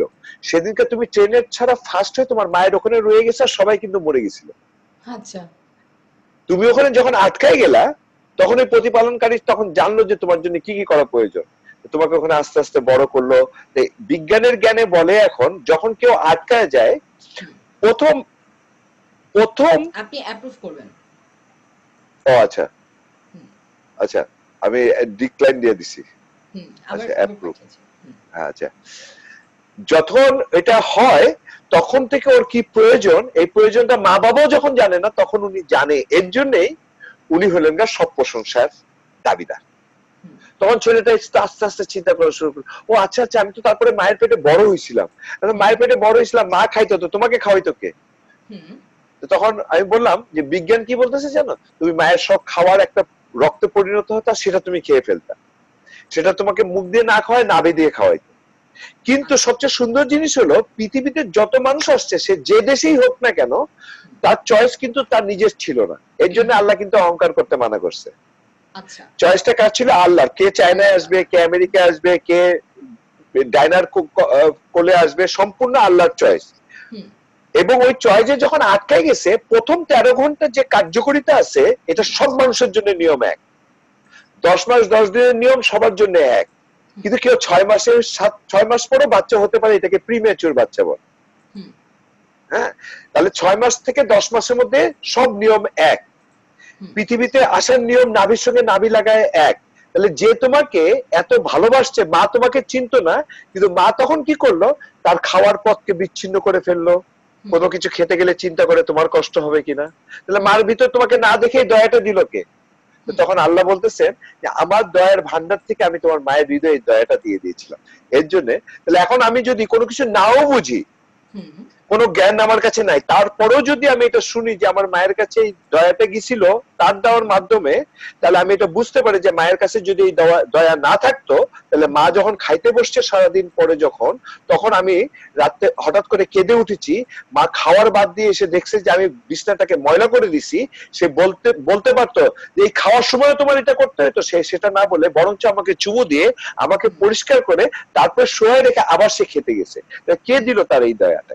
তার মানে অজান্তে একজন মেকার বা একটা প্রোগ্রামার আছে, যে প্রোগ্রামার বা মেকার তাকে এটা করতেছে। We have to accept that, because আমাদের কাছে আশেপাশে কোনো জিনিসই নাই যেটা কোনো প্রোগ্রামার ছাড়া তৈরি হয়েছে বা কোনো মেকার ছাড়া তৈরি হয়েছে। তাহলে ন্যাচারালি আমার ভিতরে তখন এটা আসতেছে। আমি জন্মের পরে এখন বিজ্ঞানের কারণে জানতে পারছি 300 কতটা হাড্ডি থাকে, জন্মের পরে বড় হতে হতে এই হাড্ডিগুলি কমে 280টা বা 282টা। তর্কে যাব না আমরা সংখ্যা নিয়ে, কারণ এখানে মূল বিষয়বস্তু হলো আমাকে চিনা এবং আমার দ্বারা কেটা কোনটা ভালো হওয়া উচিত সেই পথে আমাদেরকে আগায় যাওয়া। সেহেতু তর্ক করে আমরা সময় নষ্ট না করে, সংখ্যা নিয়ে সময় নষ্ট না করে আমরা এটাকে বুঝতে চেষ্টা করব। সেই জায়গাটায় নোমান আলী খান যেটা বলেছেন, এটা পৃথিবীতে এখন নোমান আলী খান বললেও এটা সত্য, না বললেও সত্য, যে আমরা মা বাবার যে পেটে যেটা আসি এটা সেই আধুনিক যুগ না, সেই যুগেও এটা আধুনিক ছিল, আজও এটাই আধুনিক নিয়মেই চলতেছে। এখন আধুনিকতার ভিতরে এটুকু আমরা পাইছি কি, আল্ট্রাসাউন্ড করে বাচ্চাটার অবস্থা দেখতে পারি, আর বাচ্চাটা ছেলে হবে না মেয়ে হবে এটা না দেখাটাই উত্তম ছিল। কারণ মেয়ে হয়ে দেখে আমরা কোটি কোটি মেয়েকে বিভিন্ন দেশে কিন্তু পৃথিবীতে আসার আগে মেরে ফেলি, আমরা তাদেরকে খুনি বলি না, কিন্তু এটাও কিন্তু একটা খুন। তাহলে এই জায়গাটার থেকে আমাদেরকে বাঁচতে হলে প্রথমে আমাদেরকে জানতে হবে যে আমি কে এবং আমার সেই অধিকারটুকু আছে কিনা। আর আমার অধিকার থাকলে সেই অধিকার সীমাবদ্ধতা কোন জায়গায়, আর সেই সীমার ভিতরে যদি আমরা আনতে চাই মানুষকে, বর্তমানে এই বিজ্ঞানের চরম উৎকর্ষের সময় আমরা যদি সেদিকে ধাবিত হতাম, তাহলে আমার মনে হয় যে বিজ্ঞান আজকে চাঁদে বা মঙ্গল গ্রহে কোনো যন্ত্র পাঠাতো কিনা আমার সন্দেহ আছে। এই জন্য যে চাঁদের খবর আর মঙ্গল গ্রহের খবর আমি নিতে কিন্তু মানা করিনি, হুম কিন্তু যে মুহূর্তে এই পৃথিবীতে আমার আশেপাশের মানুষই কষ্টে আছে, আজকে হুম ঝড়ে যাদের বাড়িঘর ভেঙে গেছে, এই হুম পয়সাটা যদি আমরা বুদ্ধি করে, কারণ যেহেতু পৃথিবীতে ঝড় হয়, যেহেতু হুম পৃথিবীতে বন্যা হয়, সেটা হুম আমরা রিসার্চ করে যদি এই জায়গাতে এসে যদি পৃথিবী একই বন্ধনে আবদ্ধ হওয়ার কথা যেটা সবসময় বলে আসতেছি, যদি করতাম, বলা না করতাম যদি, হুম তাহলে পৃথিবীটা আজকে কোন জায়গায় থাকতো, এটা আমি সকলকে চিন্তা করতে অনুরোধ করছি। সেই জায়গাটায় আমি যে কথাটা মানে বলছিলাম আর কি, যে কথাটা আমি সবার কাছে অনুরোধ করতে চাই, যে আমাদের যেটা ইয়াং জেনারেশন যেটা আছে, তাদের কাছে আমি কথাটা শুরুতে বলছি, হয়তো এই কথাটা আপনি যদি আবার রিপিট করে আনেন, তাহলে হুম দেখবেন আমি বলছিলাম যে আমি পলিটিক্স যখন করতাম, আমি পলিটিক্স করার অবস্থায় দেশ ছাড়ছি, আমি কিন্তু রাজনীতি করা, এখন রাজনীতি করি। হুম হুম হুম আমি তখন পলিটিক্স করতাম, তখন কিন্তু আমি রাজনীতি করতাম। আচ্ছা পলিটিক্সের ডিকশনারি বাংলা কিন্তু রাজনীতি না, কথিত বাংলা কিন্তু রাজনীতি। হুম হুম হুম যেহেতু আমি লেখাপড়া বেশি জানি না, তাহলে আমার জ্ঞান দিয়ে তো বলার একটা অধিকার আমার আছে, বাক স্বাধীনতা। হুম তাহলে আমি পলিটিক্স এর ইংলিশ যতটুকু শিখছি, পলিকে বানিয়েছি পোলাইটনেস, আর ট্রিক্স কে বানিয়েছি ট্রিক্স। বলবা একটা করবা একটা, এটাকে বলে পলিটিক্স। আচ্ছা যার জন্য আমি পলিটিক্স না করে রাজনীতি করি। রাজহাঁস, রাজবাড়ি, রাজমিস্ত্রি, এটা সবকিছু কিন্তু সবচেয়ে সুন্দর যেটা হয় সেটাকেই বলা হয়। তাহলে হুম আমার দ্বারা যদি কারোর প্রতি হিংসার বহিঃপ্রকাশ হয়, এটা আর কিছু হলেও রাজনীতি হতে পারে না। আর আমি যদি কেউ হিংসা করলে তাকে যদি ক্ষমা করে দিতে পারি, আর সেটা না করেও যদি রাগ করে পরে যেও তাকে কাছে সরি বলে ক্ষমা চেয়ে আসতে পারি, তাহলে আমি রাজনীতি করতেছি। তো সেহেতু আমি পলিটিক্স না করে এখন রাজনীতি। আচ্ছা এটাকে আমার ইয়েতে বলে হলো রাজনীতি। সেহেতু রাজনীতির যেটা কিং ল, জি সর্বোত্তম ল যেটা, সেটা হলো মানুষের অ্যাটিচিউড থেকে বের হয়। আর অ্যাটিচিউডের এই জ্ঞানটুকু মানুষ এখন নেওয়ার মানে প্রচন্ড সুযোগ আছে। আর সেই জায়গাটায় আমাকে যদি কোনো অনুরোধ করেন বলার জন্য একজন মানুষ হিসেবে, হ্যাঁ, আপনি আমার বেশ দিয়ে কথা বলছেন, কিন্তু আমি বেশের ছাড়া, বেশের বেশ যেটা আছে, এই বেশ কিন্তু এই দেশে অনেকে পড়ে। হুম রোজার সময় সেদিনকে একটা খ্রিস্টানকে দেখলাম এরকম করে পড়তেছে, তাই বললাম যে তুমি এটা পড়ছো কেন? তুমি জানো না এটা রোজার মাস চলতেছে? যেহেতু আমার দেশে অনেক মানুষ মুসলমান আছে, সেহেতু আচ্ছা আমি তাদেরকে সম্মান দেখানোর জন্য আজকে কিন্তু আমি এখনো কিছু খাইনি। আমি ওদের টাইম মতো রাত্রেবেলায় খাইছি, আর ওদের টাইম মতো আমি ইফতারির সময় খাবো। তখন ও আমি বললাম, আমি কি তোমাকে ট্রিটমেন্ট, মানে তোমাকে ট্রিট করতে পারি? তোমাকে কি আমি খাওয়াতে পারি? বলে আজকে তো আমি খাওয়ার আয়োজন করে ফেলছি। তো বছরে আমি সাধারণত এরকম একদিন বা 2 দিন করি। এর পরের বার যদি তোমার সঙ্গে দেখা হয়, তোমার যদি আমি জানতে পারি, তাহলে তোমাকে আমি ফোন করে দিব, তাহলে তুমি আমাকে তখন সেইবার তুমি ট্রিট করো, যদি আমি বেঁচে আচ্ছা থাকি। তাই বললাম, তুমি কি এটা সবার জন্যই করো? বলে আমি দেখো, আমি এখানে খ্রিস্টানদের বাইবেল পড়ছি এই জন্য, আমি কিন্তু বিশ্বাস করি না কোনো কিছু, কিন্তু আমি হুম হুম ভালোবাসায় বিশ্বাস করি একজন মানুষ হিসাবে। তো হুম আমি বাইবেল পড়ছি এই জন্য, কারণ বাইবেলের একটা আচরণ আছে যেটা আমি যদি না বুঝি তাহলে আমার সঙ্গে ঝগড়া লেগে যেতে পারে। এই জন্য আমি কি করছি, আমি বাইবেল পড়ছি এই জন্য যে এদের বিশ্বাসী যখন বেশি, আমার বাধা দেওয়ার দরকার, কিন্তু আমার তো এই সমাজে ওদের সঙ্গেই থাকতে হবে।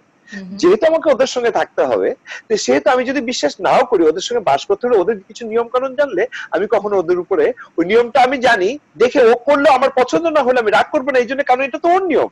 হুম হুম এর জন্য আমি এটা পড়েছি। তাই আমি আজকে যারা আছেন, আমি সকলের কাছে অনুরোধ করতে চাই যে কোরআন শরীফের ছোট ছোট যে সূরাগুলি আছে, এই সূরাগুলিকে একটু পড়বেন। এই জন্য ওই যে আলহামদুলিল্লাহি রাব্বিল আলামিন বলছি, সমস্ত প্রশংসা আল্লাহর, যিনি কিনা সবকিছুর প্রতিপালনকারী।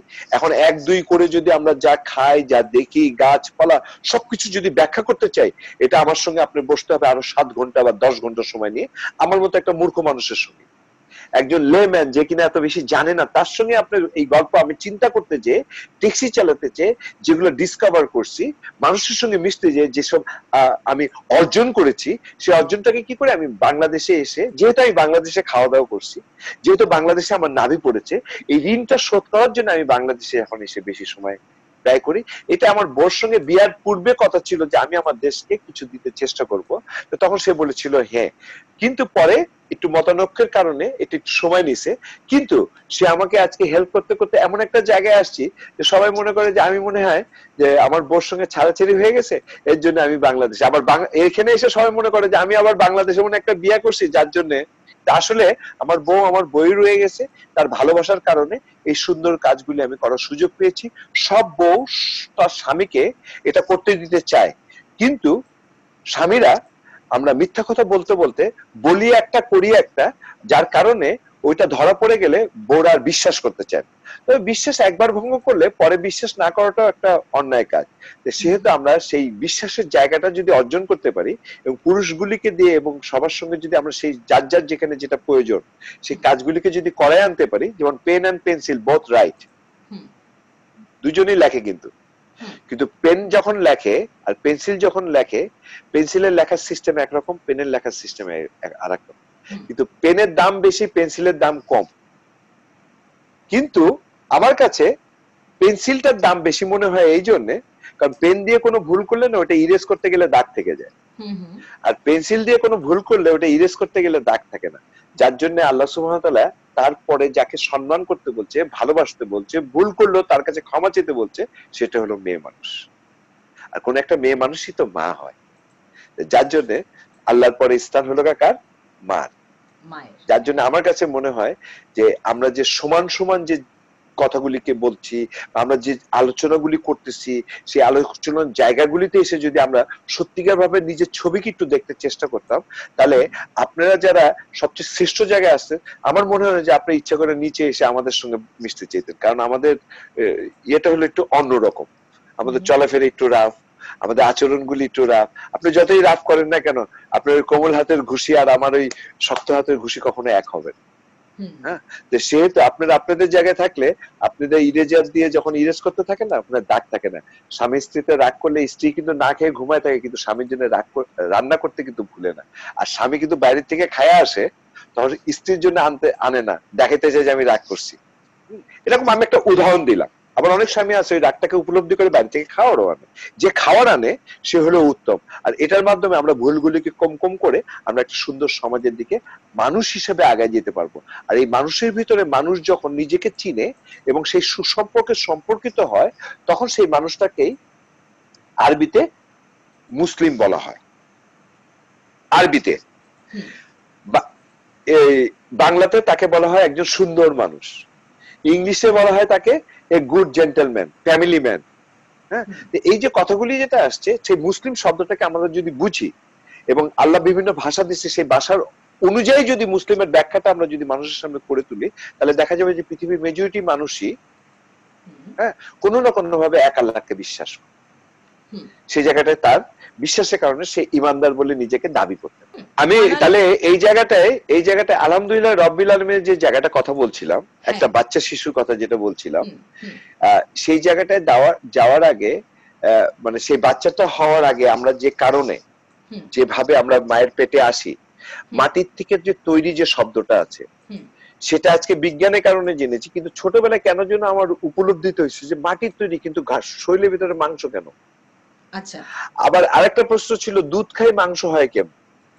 আচ্ছা, গরু সবুজ রঙের ঘাস খায়, সাদা রঙের দুধ হয় কেমনে? এগুলো প্রশ্ন ছিল কিন্তু, এবং অনেক মানুষেরই কিন্তু এগুলো প্রশ্ন, এটা বাচ্চাদের প্রশ্ন, এটা প্রশ্ন। সেটা প্রশ্নের উত্তর না দিতে পারলে আমরা কি করি? রাগ করি, চুপ থাকো, এত প্রশ্ন করা ভালো না। কিন্তু প্রশ্ন করার কিন্তু প্রশ্ন করাটা কিন্তু অন্যায় না, কারণ আল্লাহ নিজেও কোরআন শরীফে প্রশ্ন করে করে কিন্তু অনেক উত্তর দিচ্ছেন। যেমন সূরা মাউনে যদি যাই আমরা, যেমন প্রশ্ন করছে, আরাইতাল্লাযী ইউকাযযিবু, তুমি কি জানো কে বিশ্বাসী কে বিশ্বাসী না? কারণ সে বিশ্বাসী যদি হয়, সে এতিমকে দেখলে সে এটা বুঝবে না যে আমিও তো এতিমের জায়গায় হতে পারতাম। সেহেতু সে কি করবে? ফাযালিকাল্লাযী ইয়াদুল ইয়াতীম, এতিমকে কখনো ধাক্কা দিবে না। আর যদি ধাক্কা দেয়, সে আমার বিশ্বাসী ভিতরে পরিগণিত হবে না। আর এই বিশ্বাসের এই জায়গাটায় আসার পূর্বে আমার কি দরকার ছিল? আলহামদুলিল্লাহি রব্বিল আলামিন দরকার ছিল। কারণ ওই শব্দটার অর্থটা যে সমস্ত প্রশংসা আল্লাহর, কারণ কি উনি সারা জাহানের প্রতিপালনকারী। এখন আমি যদি একটুখানি বসে যদি একটু চিন্তা করি, শাহজাহানের প্রতিপালক, তার মানে এখন বিজ্ঞানের কারণে আমরা জানতে পাচ্ছি, এবং কোরআনে কিন্তু এটা আগেই বলছে, যার জন্য মুরেশ বুকাইল, ফ্রান্সের যে মুরেশ বুকাইল, যে the Bible the Quran and science যে বইটা লিখছে, সে কোরআনের ভুল ধরতে যে বরঞ্চ এই বই লিখতে বাধ্য হয়েছে যে কোরআনের থেকে পারফেক্ট কোনো কিছু নাই। আচ্ছা, Bible, Quran and science. Unfortunately আমি তার সঙ্গে 1990 সালে কানাডাতে একটা প্রোগ্রামে আসছিল, আমার সঙ্গে তার দেখা হয়েছিল, আমি খুব ভাগ্যবান। এখন এই যে প্রতিপালনকারী যে শব্দটা, এই প্রতিপালন আমার জন্য যা প্রয়োজন, আমাকে উনি কত, কারণ যে আপনি একটু আগে বলছেন আশরাফুল মাখলুকাত, এই কথাটা কিন্তু আপনি কোন এক জায়গায় বলছেন। তাহলে এই জায়গাটাকে চিন্তা করে দেখেন যে আপনি এই শব্দটা সামহাও আপনি জানেন, আরবি শব্দ। এটা বাংলায় যদি আপনাকে কেউ জিজ্ঞেস করে, আপনি তখন যদি নাও জানেন, আপনি কি বলবেন? আশরাফুল মাখলুকাত না, এর ভিতরে একটা ভালো কিছু আছে। আমরা কিন্তু সাধারণত বলি আল্লাহর ভিতরে ভালো কিছু ছাড়া খারাপ কিছু থাকে না। তাহলে এই ভালো কিছু যেটা আছে, তাহলে সেই ভালো জায়গাটা থেকে ওই বাচ্চাটাকে যখন ওই যে রাব্বিল আলামিন, তখন ওই সায়েন্সের মাধ্যমে আমরা জানতে পারলাম যে পৃথিবীতে যা কিছু আছে সবকিছু সৃষ্টি করার পরে কিন্তু আমাদেরকে সৃষ্টি করছে, কারণ এগুলো সবকিছু আমাদেরকে সার্ভ করবে। হ্যাঁ, সূর্য আমাদেরকে সার্ভ করবে, চন্দ্র আমাদেরকে সার্ভ করে। চন্দ্রের সঙ্গে কিন্তু কাজ, এই যে কি কুমির আছে না, কুমিরের বাচ্চা দেওয়া নেওয়ার কিন্তু একটা বাচ্চা ডিম পাড়ার কিন্তু একটা সম্পর্ক রয়েছে। কচ্ছপের একটা ডিম পাড়া, চাঁদের সঙ্গে কিন্তু এগুলো সব ওরা বুঝে, আমরা বুঝি না। হ্যাঁ, ঈগল পাখি কত উপরে থাকে, 3 মাইল দূরের থেকে ও কোন জায়গায় একটা মুরগি মরে পড়ে রয়েছে ও দেখতে পারে, কিন্তু আমি আমার বাসা থেকে 1 কিলোমিটার না, কিছু দূর পরে গেলে দেখি ট্রেন লাইন দুইটা এক হয়ে গেছে। তার মানে আমার দৃষ্টিশক্তি এর বাইরে যায় না, কিন্তু ওখানে যায় দেখি ট্রেন লাইন কিন্তু দুইটা এক হয়নি। এর মানে আমি এটা বলিনি যে আপনি দৃষ্টিশক্তি ওর বাইরে দিবেন না, কিন্তু আমরা মানুষ হিসেবে ওই ঈগল পাখি যে ওখান থেকে এটা দেখতে পারে, আমি এত কাছে দেখতে পারি, আমি জানি না এত দূরে দেখতে পারি না, কিন্তু কিন্তু ঈগল পাখি যেটা দেখতে পারে এটা কিন্তু আমি রিসার্চ করে বের করতে পারি। এর জন্য আমি বুদ্ধিমান, এর জন্য আমি শ্রেষ্ঠ, অন্য কোনো কারণে। কারণ ঈগলের পাখির মতো কিন্তু তীক্ষ্ণতা আমার নাই, বাবুই পাখির মতো ঠোঁট দিয়ে বাসা বানানোর ক্ষমতা আমার নাই। হ্যাঁ, তাহলে তাহলে আমার কি বাবুই পাখি যে বাসা বানাতে পারে এটা বুঝার ক্ষমতা এবং এটা নিয়ে কবিতা লেখার ক্ষমতা আমার আছে। আবার কবিতা লিখতে যে আমরা ঝগড়াঝাটির কবিতা লিখি, বাবুই পাখিরে ডাকিয়া কয় চড়ুই পাখি, একটা কবিতা আছে না, যে পুরে ঘরে থেকে করে এত বড়াই, তখন বাবুই পাখি উঠে বলে যে আমি তো আমার নিজের ঘরে থাকি, তুমি তো থাকো অন্যের বাসায়, দালানে যায় তুমি দখল করে বাড়ি বানায় রাখ। আমরা কিন্তু ঝগড়াঝাটির গল্প লিখছি। যাই হোক, এটা দুষ্টামি করে বললাম।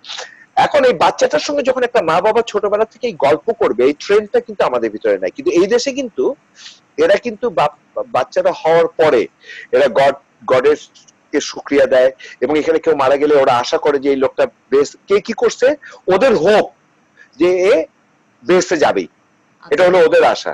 কারণ আল্লাহ খুব দয়ালু। ওরা খাওয়ার সময় সবাইকে একসঙ্গে নিয়ে বসে গডকে থ্যাংক ইউ দিয়ে খেতে বসে।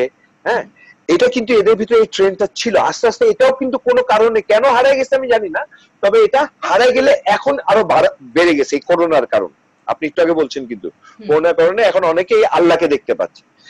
এই বাচ্চার সঙ্গে যদি ছোটবেলায় আমি এরকম গল্প করতাম, তাহলে কোনো বাচ্চা কি করোনা আল্লাহ মাকে কখনো ফেলে যেতে পারতো? পারতো না।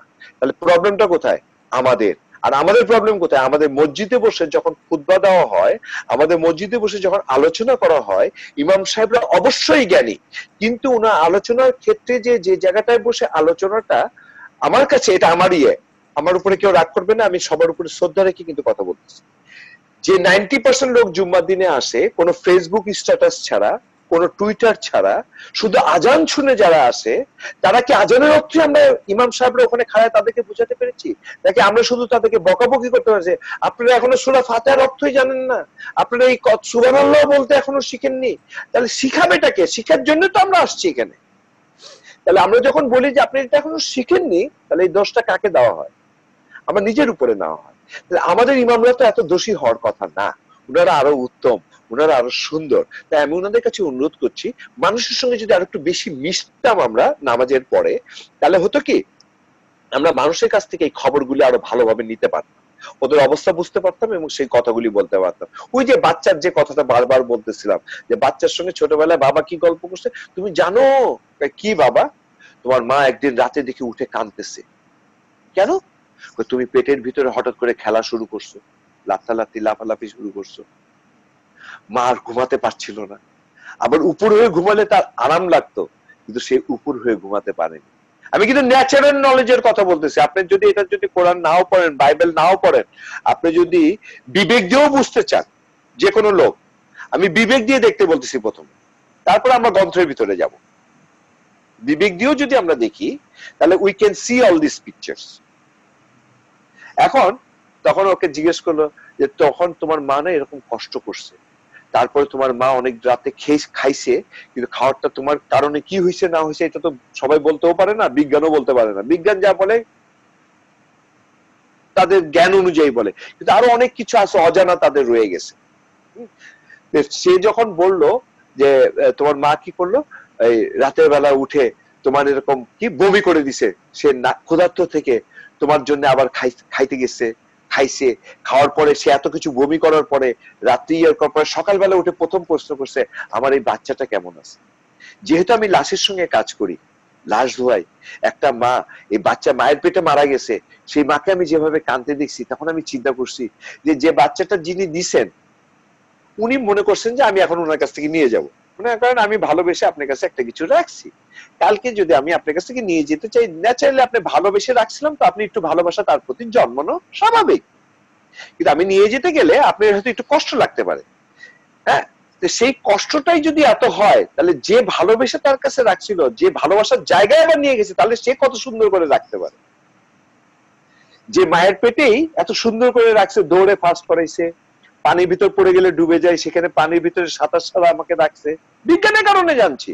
Think little bit more, little bit extra time এটাতে দেওয়ার জন্য আমি সকলকে অনুরোধ করছি। আমি মুভি বানানোর সময়, নাটক বানানোর সময় এই ধরনের মুভি নাটক বানাতে আমি অনুরোধ করছি, যেখানে বাচ্চারা বা ইয়াং ছেলেরা, আমি ওকে সত্যবাদী হবে কি হবে না, ও সত্য পথে আসবে কি আসবে না, দ্যাট ইজ দেয়ার চয়েস। আর এই চয়েসটা কি করতে পারে এটা আল্লাহ ভালো জানেন। ইয়াং জেনারেশন বললেন তো, ইয়াং জেনারেশন আর কি একটু সেজে গুজে করে বের হতে চায়, কিন্তু পদ্মার ব্যাপারটা বাংলাদেশে এবং বর্তমান সময় পদ্মার ব্যাপারটা যেটা হয়েছে সেটা হলো গা যে ওই যে কি অনেকে এটা করে থাকলে মনে করে যে ছেলেরা একটু টিটকারি কম দিবে বা এটা করবে, এরকম অনেক কিছু তারা মনে করে। তা না, ছেলেদের টিটকারি দেওয়ার সাথে ছেলেদের টিটকারি দেওয়ার সাথে মোটেও পর্দার কোনো সম্পর্ক নাই, মানে এই যে মাথা কাটা কোনো সম্পর্ক নাই, সম্পর্ক নাই, কিন্তু এটাতে ওরা অনেক উপকার পাচ্ছে পড়তে, যে তারা কিন্তু ওটার কারণে পড়তেছে না, পাচ্ছে না।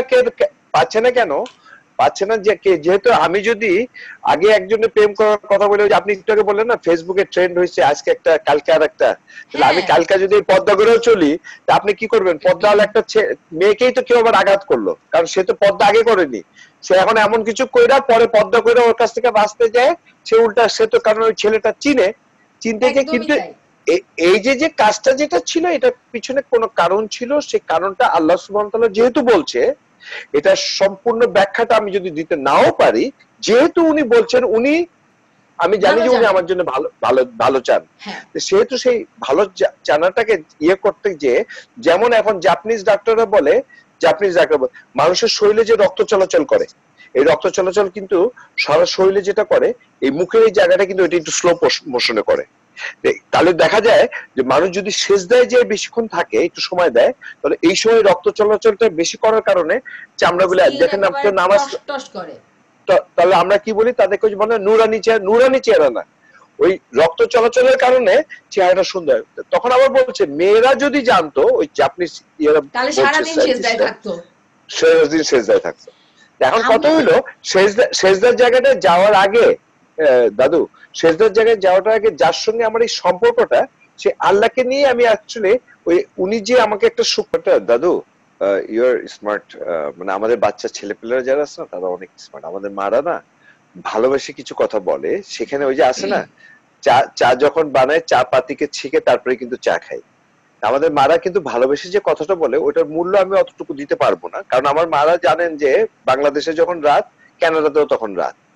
এখন বিজ্ঞানের কারণে আমরাও কিন্তু কিছুদিন আগেও জানতাম, তাই খুব বেশি আগের কথা না, কিন্তু কিছুদিন আগেও জানতাম যে বাংলাদেশের ছেলেমেয়েরা এখানে রাত আর এখানে তার মানে রাত। এখন আমরা জানতে পারছি, এখানে সময়ের ব্যবধানটা বুঝতে পারছি।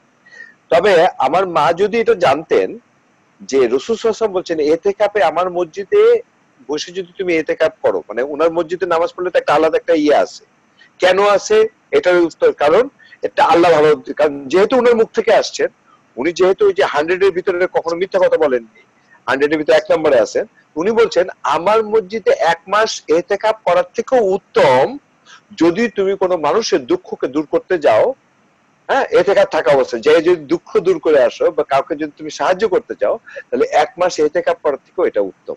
তার মানে ইতিকাফ, নামাজ, রোজা, হজ, যাকাত, এগুলোর মাধ্যমে আমি কি শিখতেছি, এটার ভিতরে বেসিক্যালি শিখতেছি হলো ভালোবাসা, আর সেই ভালোবাসাটা স্রষ্টার আমি চিনি দেখে, উনি আমাকে সৃষ্টি করছেন দেখে, আমার মতোই সকলকে ভালোবেসে সৃষ্টি করছে দেখে, আমি ইচ্ছায় হোক আর অনিচ্ছায় হোক এটাকে যদি ভালোবাসার জন্য একে অপরকে উদ্বুদ্ধ করতে পারি এবং নিজে উদ্বুদ্ধিত হয়ে যদি আরেকজনকে ভালোবাসতে পারি, সেটাই হলো ইম্পর্টেন্ট ছিল, পার্ট অফ লাইফ। যেমন আমার একটা দাঁত ছিল না, আমার একটা দাঁত নেই, আমি দাঁতের ডাক্তারের কাছে যাই কিন্তু জানতে পারছি। এই যে আপনি যে বললেন না কথাটা, আমি ছোট ছোট কিছু গল্প বলি তাহলে। এখন একটা গল্প হলো, আমি দাঁতের ডাক্তারের কাছে গেছি, দাঁতের ডাক্তারকে যেয়ে বলছি আমার একটা দাঁত লাগাই দাও। আমার খুব খিদা লাগছে, আপনি বলতে থাকেন, হ্যাঁ, মানে ওকে। ইয়া হইতে হ্যাঁ, থাক, রেকর্ড হইতে হ্যাঁ। থাক। আমি দাঁতের ডাক্তারের কাছে গেছি, দাঁতের ডাক্তারে যাই বলছি যে আমার একটা দাঁত লাগাই দাও। তো সে বলছে তোমার দাঁত লাগাইতে $2000 লাগবে, ডক্টর হেলেন। ডক্টর হেলেন, আমি বলছি যে ঠিক আছে, তুমি তোমার দাঁত আমি লাগাই দিব, $2000 লাগবে। তা আমি তখন বললাম, ডক্টর হেলেন, তোমাকে আমি 2000 টাকা দিব, কিন্তু তোমাকে কি আমার থ্যাংক ইউ দিতে হবে? বলে যে হ্যাঁ। তাই বললাম কেন? তোমাকে তো আমি টাকা দিচ্ছি।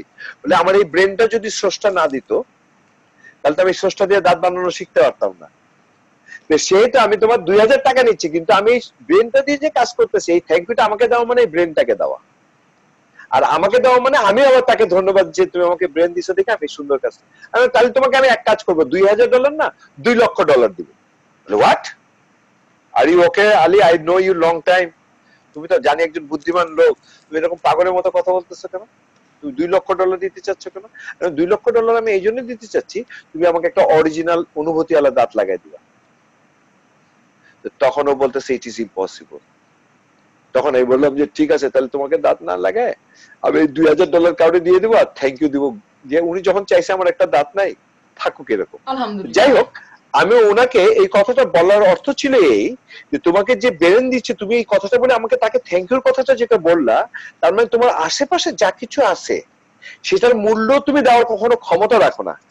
যেহেতু সে তোমাকে দিছে, তাকে বেশি বেশি মনে রেখো। এই কথাটা মনে করাই দেওয়ার জন্য আমি, ডাক্তার হেলেন তখন আমাকে বলতেছে, Ali you try to tell me something. আমি বললাম যে আমি তোমাকে একটা কথা বলতে চাচ্ছি, এই যে তোমার মার্সিডিজ গাড়ি আছে, এত সুন্দর বাড়ি আছে, এত সবকিছু যার ব্রেনের দিয়ে তুমি আয় করে এত কিছু পেলা, তাকে তুমি প্রত্যেকদিন ধন্যবাদ দিতে ভুলো না। তখন সে বলে যে YONO, when I get up in the morning, first thing I said thanks to you, because আমার মতো এরকম অনেকে ঘুমাতে গিয়েছিল, ঘুমের থেকে উঠেনি, কিন্তু আমি উঠতে পারছি। So you extend my life and you finish their life there, so I'm thankful for that.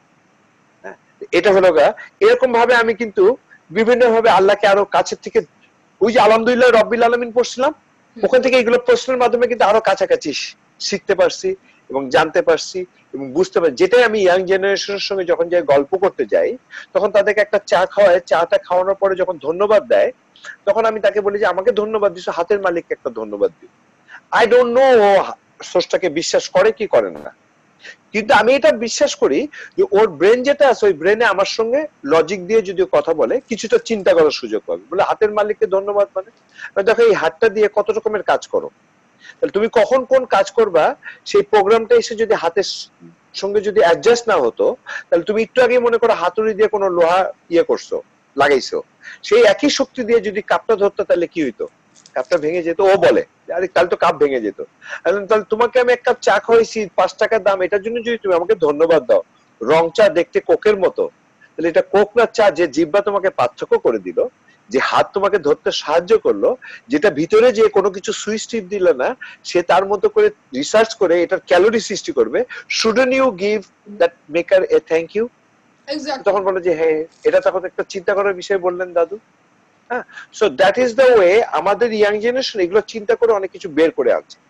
তারাই লাইক করাটা আর লাইক না করাটার পিছনে কারণটা হলো, আমরা যে সোসাইটিটা তাদের সামনে স্বপ্ন রাখছি, যে স্বপ্ন তাদের সামনে রাখছে আমাদের ইয়াং জেনারেশনের সামনে, আমি একটা সেই স্বপ্নটা বিষয়টা অ্যাড করতে বলি। বলেন। আপনি মালার একটা ভিডিও দেখছিলেন যে আমাদের সমাজ আসলে আমাদেরকে মিথ্যা বলতে শেখায়। হ্যাঁ, ওই যে প্রতিযোগিতার একটা ইয়ে দেখছিলাম ভিডিও, ওইটা নাকি এক্সারসাইজেরটা? ওটা আমি মানে কনসেপ্টটা আমার ছিল, সেটা হলো ছোটবেলা থেকে আসলে আমাদের পরিবার আমাদেরকে মিথ্যা বলতে শেখায়। কিরকম? আমাদের পরিবার, আমার বাবা মা, ওই যে আপনি বললেন নানি বাড়ি যাব, তো নানি বাড়ি যাওয়ার আসল ঘটনা কিন্তু নানিরে দেখা না, আর আসল ঘটনা ছিল ওই রেজাল্টটা খারাপ হবে, তাই রেজাল্টটা খারাপ যেন না দেখতে হয় তাই আগেই পালায় যাওয়া। এখন আমার বাবা মা ছোটবেলা থেকে আমাকে শিখেছে কি প্রতিযোগিতা। তোমার ওই বন্ধু ভালো করছে, তুমি কেন করো নাই? তোমায় কি কম খাবার দিছি? তোমায় কি কম কিছু ইয়ে করছি? উম, মানে পড়ালেখা কি কম করাইছি? ও যে বই পড়ে তুমিও সেই বই পড়ো, তাহলে তুমি কেন ভালো করলা না? ওর ব্রেন আর আমার ব্রেন তো এক না। আল্লাহ তাআলা তো দুইজনকে দুই কোয়ালিটি দিছে। আমার ছবি আঁকতে ভালো লাগে, আমার গান গাইতে ভালো লাগে, আমি কি করব? তুমি আমাকে কোরআন শরীফের গান শিখাইতা, তুমি আমাকে হামদান শিখাইতা, ঠিক আছে ওর গান গাইতে ভালো লাগে, তাহলে ওরে আল্লাহর গান শিখাই। এমন ভাবে গান শিখাবো যে ও সারাদিন ধরে আল্লাহর কথাই বলতে থাকবে? করো নাই তো। তুমি কি করছো? আমার গান বন্ধ করে দিছো, গান বন্ধ করে দিয়ে তুমি আমার বাংলা পড়াইছো, ইংরেজি পড়াইছো, তুমি আমাকে মানে সাহিত্য পড়াইছো। আমিও বড় হয়ে সাহিত্য তো নিয়ে আলটিমেটলি কিছু করতে পারিনি। আমার তো সাহিত্য ভালো লাগে না, আমার তো গান ভালো লাগে। তখন আমি রক সং গাই, তখন আমার ডিকটেস ডিকটেস ভালো লাগে। কারণ এই যে ছোটবেলায় করতে পারি নাই সাপ্রেশন, আমি কি করছি লুকাই লুকাই সব করছি, সব করছি। কিন্তু আমি এসে বলতে পারি নাই যে মা আমার এই সমস্যাটা হয়েছে বা ওই সমস্যাটা হয়েছে। ছোটবেলা থেকে লুকানো, এই যে বাবা মাকে ভয় পেয়ে, কারণ তারা তো প্রতিযোগিতার এই যুগে ছেলে মেয়ের সামনে আসতে হবে। আবার চাই কি ছেলেমেয়েরা সত্যি কথা বলবে। সত্যি কথাটা বলবে কোন জায়গা থেকে? সত্যি কথা বললে তো পিটারি খাবে কোনোদিন কোনো। পিটানি খাবে, না হলে এমন কথা শুনবে যে কথা শোনার জন্য সে মনে করবে যে আমি মরে গেলেই ভালো, ওই যে এতেকাফ তখন আত্মহত্যা করতেছি, করে। এতেকাফ করতেছি যখন বলছি, তখন আমাকে যে কথা সে শুনাইছে, এই কথা শোনানোর মালিক তো সে না। না না না, না আমি তার ভালোবাসার ছোট করতেছি না, প্লিজ ট্রাই টু আন্ডারস্ট্যান্ড। আমি আমার মাকেও ছোট করতেছি না, I am not talking about my. I know that. হ্যাঁ, আমি কিন্তু অ্যানালাইসিস করতেছি যে দিস জি, is thank you. That was happening in my life, but I was so positive. I try to change my self যে no, আমার আম্মা ভাবলে আমার কি, আমি যা করতেছি সেটা তো আমি জানি। আমার মা, আমি যে দিন রাত কাজ করি, আমাকে তার মুখ মানে মুখে বেশ্যা বলতেও তার আটকায় নাই। কিন্তু আমি আমাকে যখন এই কথা বলছে, তখন আমি তাকায় বলছি যে তাহলে একদিন বেশ্যা হয়ে দেখাই, কারণ আমি তো বেশ্যা। অ্যান্ড দেন আমার যখন আপলিফমেন্ট হয়েছে, তারা ওইটাও মানে কিভাবে অ্যাপ্রিসিয়েট করবে ওটা বুঝে উঠতে পারে নাই। মানে এমন ভাবে আপলিফমেন্ট হয়েছে, তারা হা করে খালি তাকায় এসে, কিন্তু তারা কিছু করতে পারে নাই। এখন আবার এটা এক্সপেক্ট করতে পারে না আমার যে ফ্রেন্ড, মানে আমার যে বয়সী যে মেয়েরা আছে বা যে ছেলেরা আছে, বা আমার যে কাজিন, সাপোজ আমার কাজিনরা এখন পর্যন্ত এক্সিকিউটিভ থেকে সিনিয়র এক্সিকিউটিভ হইতে পারে না, আমার বয়সী বা আমার থেকে সিনিয়র। হ্যালো, আমরা কোথায় হারাই গেলাম কেন? হ্যালো, আমার আপনি, কথা শোনা যাচ্ছে? হ্যাঁ আপনার ইয়ে হয়ে গেছে, মানে আপনি এখন আমি কি করতে হবে এখন? দাঁড়ান। আপনার আমার কাজিনরা যারা আমার থেকে বয়সে বড়, এখন পর্যন্ত কেউ কেউ চাকরি তো দূরে থাক, মানে ইয়েই হয়নি ওইরকম ভাবে। কেউ কেউ যারা চাকরি পেয়েছে তারা খুব বেশি হলে সিনিয়র এক্সিকিউটিভ। এখন আমার মামা বা আমার চাচারা যদি চিন্তা করে যে ও এত ভালো করছে, নাইলা এত ভালো করতেছে, তাহলে আমার ছেলে মেয়ে কেন ভালো করলো না? এটা তো সবচেয়ে বড় ভুল কথা। এই যে প্রতিযোগিতা যখন করে দিল, সত্যি কথাটা আমি বলতে পারবো না গর্ব করে। আমি যে এসে বলবো ফুবু আমি তো একটা ভালো চাকরি পাইছি, আচ্ছা তাই তোর মানে কি কি? আমি সিনিয়র এক্সিকিউটিভ হিসেবে চাকরি পাইছি। ও না, নাহলে তো এখন একটা টেলিভিশনে রেডি। ওর মন কিন্তু এই যে ছোট হইল, ও আর আমাকে পছন্দ করবে না। দেন আমার কাজিন গুলো আমাকে হেট করা শুরু করলো।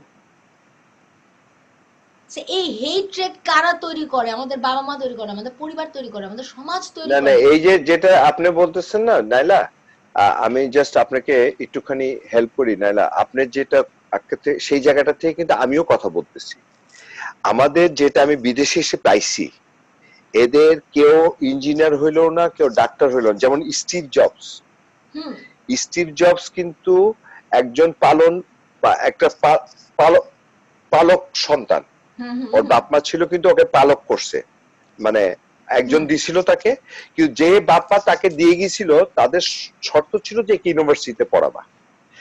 উনারা এটা শর্তকে পূরণ করতে যে ওনারা কি করছে, টাকা পয়সা সব জমায় রাখছিল, কিন্তু স্টিভ জবস বললো যে আমি পড়তে চাই না, আমি ইউনিভার্সিটিতে পড়বো না। তো বাপ মা ওকে জোর করলো না, উনি যে কি করলো, গ্রাফিক্সে পড়লো। গ্রাফিক্সে পড়লো, কিন্তু উনি গ্যারেজে বসে চিন্তা চেতনার ওনার বই পড়ে। আপনি কিন্তু কথাটা বলছেন, এটা আমাদের দেশে, আমি কিন্তু শুরুতে বলছি যে আমাদের দেশে যে চিন্তা চেতনাগুলি হওয়ার কথা ছিল, সেটা সামহাও আমাদের দেশে এটা একটু সময় বেশি নিয়ে নিছে। কিন্তু আমাদের বাপ মারা যেহেতু ঘরে কোরআন ছিল, যেহেতু আশেপাশে কোরআন ছিল, তাদের অনেক আচার আচরণ আছে যে আচরণগুলি আসলে মনোমুগ্ধকর। কিন্তু কিছু আচরণ তারা এটা হচ্ছে কি মা বাপ হিসেবে আশা করছে যে আমার সন্তান এরকম হতে হবে। কিন্তু এখানে ওরা বলতেছে, এরা এরা এই জায়গাটাই কিন্তু একটা জায়গায় নির্ধারণ করে রেখেছে যে আমার সন্তান যদি ইঞ্জিনিয়ার হওয়ার থাকে, ও ইঞ্জিনিয়ার হবে, কারণ আল্লাহ এক একজনকে, ক্রিয়েটর এক একজনকে একটা ব্রেন দিয়ে তৈরি করছে। এটা কিন্তু কোরআনের আয়াতও আছে, আল্লাহ বলতেছেন। এখন এই স্টিভ জবস এর বাবা, আমি আপনাকে যে জিনিসটা দেখাচ্ছি, এই অংশটুকুই শুধু যদি কোনো বাচ্চারা একটু চিন্তা করে, বা বাপ্পারও যদি একটু সঙ্গে চিন্তা করে, স্টিভ জবস এর ওখানে বসে সে চিন্তা করলো সে একটা ফোন বানাবে, যে ফোনে এরকম হাত দিয়ে ইয়ে করলে টাচ ফোন বানাবে। সবাই হাসলো। তো এরকম ফোন বানানোর জন্য ক্ষুধার্ত থাকলো, অনেক কিছু, এদিকে গ্রাফিক্সে পড়াশোনা করলো। একদিন সে ফোনও বানালো। ফোন বানানোর পরে সেই ফোনটাকে দিয়ে একটা আপেল কোম্পানিও তৈরি করলো। কিন্তু আপেল কোম্পানি তাকে একদিনকার ডিসিশন নিল যে তুমি এই কোম্পানিতে থাকলে তোমার কাজ ঠিক হচ্ছে না, সেহেতু তুমি না থাকলেই ভালো হবে, তাহলে আমার মনে হয় যে আমরা এই কোম্পানিটাকে আরো উন্নত করতে পারবো। উনি তখন বললেন না, ওনার নাম্বার কিন্তু ওই যে সব কোম্পানিতে কিন্তু ঢোকার কার্ড নাম্বার থাকে, ওনার কার্ড নাম্বার কিন্তু ছিল 0। ওনার কার্ড নাম্বার 1 2 কোনো কিছু ছিল, ওনার কার্ড নাম্বার ছিল 0। 0 কি জন্য? 0 ডাইনেও নাম্বার বসানো যায়, 0 বাম পিছনেও নাম্বার বসানো যায়, সেহেতু আমার যখন যে নাম্বার প্রয়োজন হবে আমি সেই নাম্বার বসাই নিব। সো ইসি থটফুল জিনিস, এটা সবার মাথা থেকে আসবে না, কিন্তু উনার কাছ থেকে আসার জিনিস আমরা নিতে চিন্তা করলে সুবিধা হবে। উনি কি করলেন, ওই যখন উনাকে বের করে দিলেন, উনি ওই যে গ্রাফিক্সে ক্লাস করছিল না, উনি একটা মুভি তৈরি করলেন, যে মুভির নাম হলো টয় স্টোরি। এই টয় স্টোরি মুভির গ্রাফিক্সটা করছে কিন্তু স্টিভ জবস। এবং এই যে উনাকে বের করে না দিলে যে উনার ভিতরে এই গুণটা আছে, এটা বই প্রকাশ হতো না। সেহেতু কথাটা এরকম দাঁড়ালো, আমার জীবনে যখন যে ঘটনাটা ঘটে না কেন, ভবিষ্যৎ কোন জায়গায় আমি যাচ্ছি, সেখানে আমি একজন সুন্দর মানুষ হিসেবে থাকতে পারবো কিনা, সেটাই কিন্তু প্রেরণা দেওয়ার কাজ হলো আমাদের একে অপরের। কে কয়টা লাইক দিল আর কে কয়টা এটা দেখার বিষয় আছে। এই একটা জায়গায় আমি এখন আরেকবার আপনাকে, আমি আসলে আমার পরিচয় কি? আপনার পরিচয় পুষ্টি বিজ্ঞানী, যেটা বললেন না, আপনি আত্মারও পুষ্টি করতে পারেন, আপনার মেধাকেও পুষ্টি করতে পারেন, আপনি আপনার হাসিকেও পুষ্টি হিসেবে ব্যবহার করতে পারেন, আপনার যোগ্যতাকে আপনি বিভিন্ন জায়গায় পুষ্টি বিজ্ঞানী। তো আপনি পুষ্টিটা সব জায়গায় যেখানে পুষ্টির কম আছে সেটা পূরণ করে দেওয়ার ক্ষমতা আল্লাহ আপনাকে দিয়ে। আপনার মতো এরকম অনেকেই পড়াশোনা করছে, কিন্তু সবার এই জিনিসটা, আর সবাই একরকম হবে এটা না। তবে আপনি যে জায়গায় আছেন, এই জায়গায় বসে নিয়মটা হলো, এটা হলো গা ওই যে কি মোহাম্মদ আলী মুভির যে অ্যাক্টিং করছে, কি ওয়াশিংটন যেন ওর নাম, সে ওই যে রেডিও জকি ছিল। না না না, ওই যে মোহাম্মদ আলী মুভির, সরি মালকম এক্স এর মুভির যে মালকম এক্স এর চরিত্রে যে অভিনয় করছিল। আচ্ছা, তো উনি একটা জায়গায় এই স্টুডেন্টসদের ভিতরে বক্তৃতা দিতে যে বলছিল, এই পৃথিবীটা না খুব সুন্দর একটা জায়গা না, তবে পুট গড ফার্স্ট, গডকে নিয়ে চিন্তা করো, গডকে নিজে নিজে খুঁজে বের করতে পারলে তুমি বেঁচে যাবা। আর এই টুইট ওয়ার্ল্ডে তোমাকে হয়তো কেউ উপরে উঠতে দিবে না, তবে তুমি যেখানেই উঠো না কেন, তুমি যাই কিছু অর্জন করো না কেন, আমি তোমাকে মানা করতেছি না, বাট তুমি যেখানেই থাকো না কেন, ইচ ওয়ান হেল্প ওয়ান, তুমি তোমার জায়গা থেকে আরেকজনকে পুল করতে চেষ্টা করো। আর আমাদের দেশে পুল করতে গেলে সেটাকে আমরা খুব একটা ভালো নজরে দেখি না। আবার যাকে পুল করতে যাচ্ছি সেও মিথ্যাতে অভ্যস্ত থাকার কারণে মিথ্যা কথা এত বলে যে তারা আপনি পুল করতে যায়, দেখা গেল যে একটা কিছু করছেন, পরে দেখা গেল যে ওইটা নাই। যেমন আমি বাংলাদেশে অনেক মানুষকে পুল করতে যায়, ছাগল কিনে ব্যবসা করার জন্য চেষ্টা করছি, কোনোটাই কিন্তু আমার দ্বারা হয়নি। বাংলাদেশে কোন মানুষকে বিশ্বাস করে তাকে জ্ঞান দান করা যে এত কষ্টের, মানে আমি পারলামই না, আমি এখন পর্যন্ত একটা প্রপার স্টুডেন্ট পেলাম না যে কিনা আমার জ্ঞান নিতে পারবে। অন্তত পক্ষে 1% নেক, পুরোটা না না নিতে পারতে পারে, কারণ ক্যাপাসিটির একটা ব্যাপার আছে। আমি তো 24 ঘন্টাকে 24 ঘন্টা মনে করি না, আমি তো 24 ঘন্টাকে 72 ঘন্টা মনে করি। এটা বহু বছরের অভ্যাস। আমি একসাথে 2 হাতে কাজ করি। এটা একটা অস্বাভাবিক মানে কিন্তু যেমন কোয়ালিটি। আমি এখানে অনেকে গাড়ি চালায়, আমরা তো অটোমেটিক গাড়ি চালাই, আপনি গাড়ি চালাইতে জানেন কিনা জানি না। হ্যাঁ, জানি। অটোমেটিক গাড়ি যারা চালায় না, ওখানে তো ওই যে নাই, ওই যে কি গিয়ার দেওয়ার জন্য যে হ্যাঁ। আরেকটা ক্লাচ আছে ওইটা নাই। তো হুম। সে তো ডান পা দিয়ে ব্রেক, ডান পা দিয়ে গাড়ি চালানো। হুম। অনেকে এখানে আছে দেখি, তারা বাম পা দিয়ে ব্রেকটা করে আর ডান পা দিয়ে গাড়ি চালায়। আমি আবার এটা পারি না। তা আপনার কি আবার সেই গুণটা না, আছে আমি আমি যে ওই যে ডান বললেন যে 2 হাতেই কাজ করতে পারেন, হ্যাঁ, আমি 2 হাতে কাজ করতে পারি না। আর না, আমি 2 হাতে কাজ করতে পারি, এটা কিন্তু আমি মানে কোয়ালিটি এটা আমার ছিল না। এইটা হ্যাঁ, আমি তৈরি করেছি। কি কারণে, কিভাবে শুনবেন? বলেন। সেটা হচ্ছে আমাদের বাম হাতের যাদের হাত কাজ করে তাদের হচ্ছে ডান দিকের ব্রেন কাজ করে। আর ডান হাতের যাদের কাজ করে তাদের হচ্ছে বাম দিকের ব্রেন কাজ করে। It's kind of A reflex thing, যে আপনি ধরেন আপনাকে যদি কেউ মারলো, আপনি কি দিয়ে ঠেকাবেন প্রথমে? আপনি যদি বাম হাত দিয়ে ঠেকান তাহলে বুঝতে হবে আপনার ডান দিকের ব্রেনটা আসলে কাজ করে। আর আপনি যদি ডান হাত দিয়ে ঠেকান তাহলে বুঝতে পারবেন বাম দিকের ব্রেনটা কাজ করে। আমি কি করছি, আমি 2 হাত দিয়ে কাজ করা শুরু করছি। 2 হাত দিয়ে লেখা, 2 হাত দিয়ে ল্যাপটপ চালানো, 2 হাতে, এক হাতে এক কাজ করা, এক হাতে আরেক কাজ করা। কারণ কি, ল্যাপটপে যে কয়েক ফ্রিক অফ সেকেন্ড, ওই যে একটা ফাঁকা সময় যায় না, যেটা আপনার সেভ হইতে 5 মিনিট টাইম লাগে, বা 5 মিনিট না, মানে কয়েক সেকেন্ড যে টাইম লাগে না, ওই সেকেন্ডের মধ্যে আমি বাম হাত দিয়ে আরেকটা কাজ করে ফেলতেছি।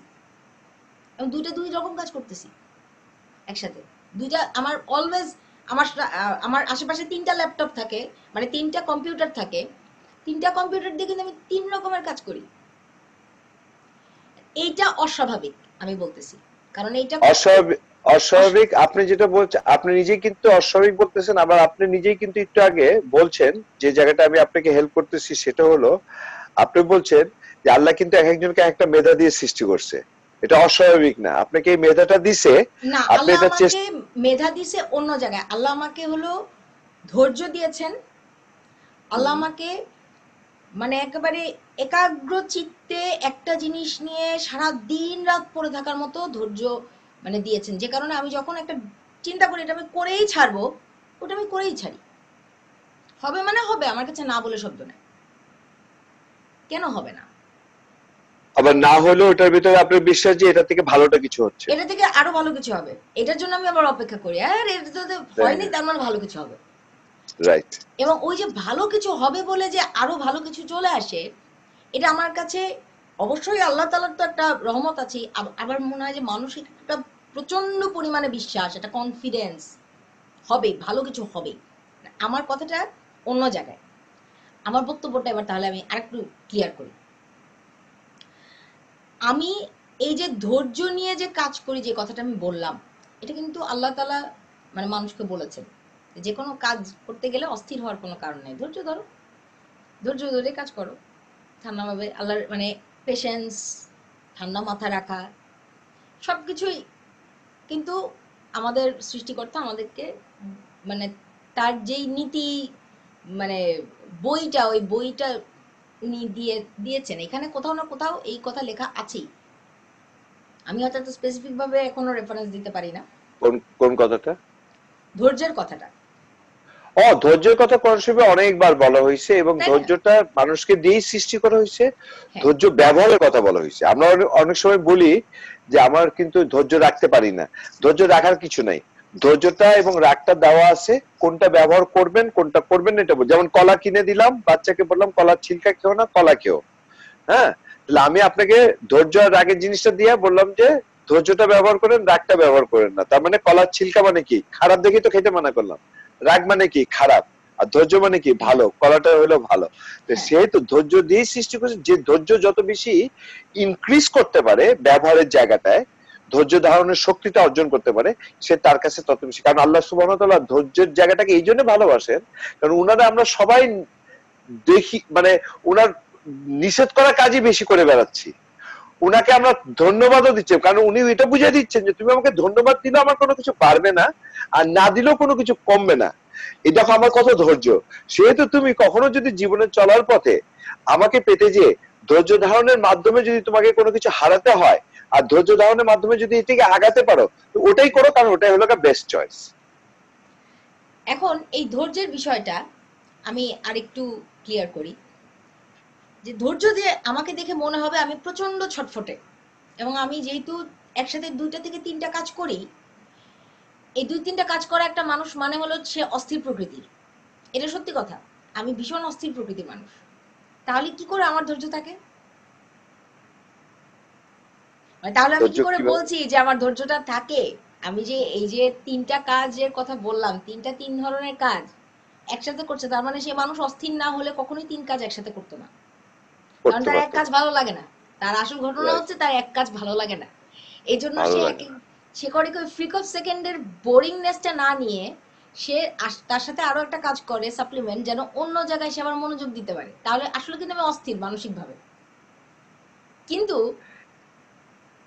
আমি এই এই অস্থিরতাটাই আপনার জন্য এমন ভাবে সাজানো যে এই অস্থিরতাটার মাঝেই আপনি যে জিনিসগুলি করতে চাচ্ছেন শেষে এসে কোন জায়গায় আপনি থামবেন এবং কি একটা কিছু পৃথিবীকে দিয়ে যাবেন, এটা এখনো কিন্তু আপনিও বলতে পারতেন, কিন্তু আপনার ভিতরে যে হ্যাঁ, চিন্তা চেতনা গুলি আছে সেই চিন্তা চেতনা যে এই যে ইয়াং জেনারেশন যে জায়গায় ডুবে আছে, যে কাজগুলি করতেছে, এটা এখনো ওরা মনে করতেছে ভালো, কিন্তু এটার কারণে কেউ হয়তোবা আত্মহত্যা করতেছে, কেউ হয়তোবা সুন্দর একটা জীবন পাচ্ছে। সুন্দর জীবন বলতেও সে পাচ্ছে না এই জন্যে কারণ সে নিজেই অস্থির হয়ে রয়েছে। তো এই দুইটা অস্থিরতার ভিতরে শব্দটা 2 রকমের হয়ে গেল, মানে শব্দ একটাই কিন্তু দুইটা জায়গায় বহিঃপ্রকাশ 2 রকম হচ্ছে। যেমন আমাকে পুলিশ ধরে বললো ছাড়বো না, আবার আপনি ধরে বললেন ছাড়বো না, মানে আজকে আমার বাসায় খেয়ে যেতেই হবে, ছাড়বো না।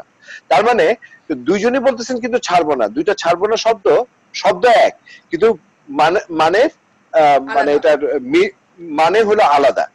ঠিক এরকম আপনার যে অস্থিরতাটা, আপনাকে ধৈর্য ছাড়া আপনি এই অস্থিরতাকে ব্যবহার করতে পারতেন না। সেটা আপনি জানতেই হোক আর অজান্তেই হোক। যেমন আমাদের অজান্তে কিন্তু আমরা কিছু কাজ করি, যেমন আপনি কিন্তু অনেক সময় অনেক কিছু আছে আপনার হয় ব্যথা হলে আপনার ব্রেনে, যেমন মাছ একটা মশা কামড় দিচ্ছে পায়ের এখানে, আপনি কিন্তু প্রথমে এটা ব্রেনে যায়, ব্যথা অনুভব করেন, ব্রেন ফ্যাক্স পাঠায় হলো হাতরে, হাত কি করে আস্তে আস্তে যায় মশাটারে মারে, ঠাস করে মরে যায়। হুম। এটা হলো এক রকমের।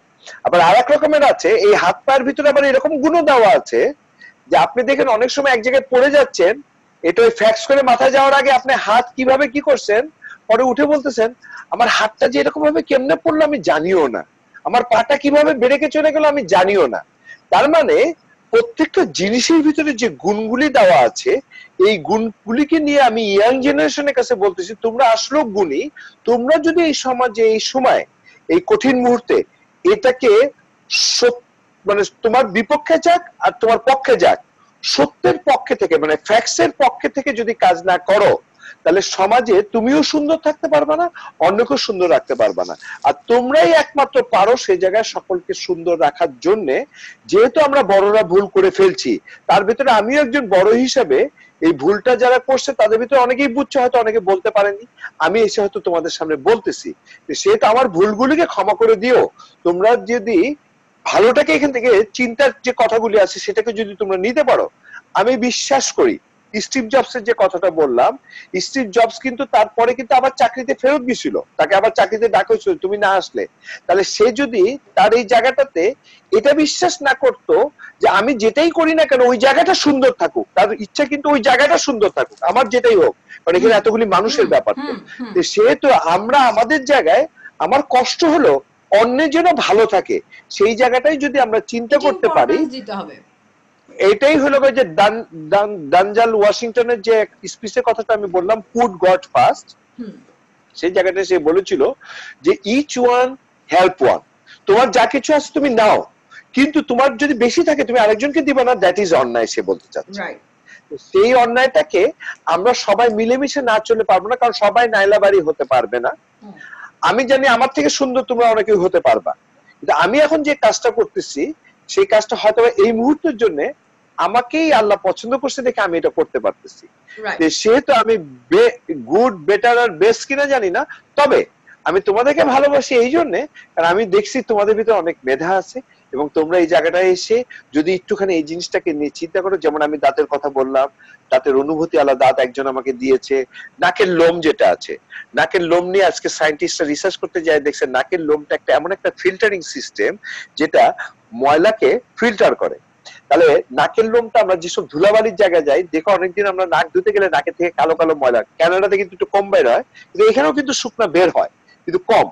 চোখের যে পলক ফেলাচ্ছি, চোখের ভুরুর একটা কাজ আছে, চোখের পলকের একটা কাজ আছে, কানের ভিতরে কিন্তু কোনো আমার কি শোনার যন্ত্র নাই।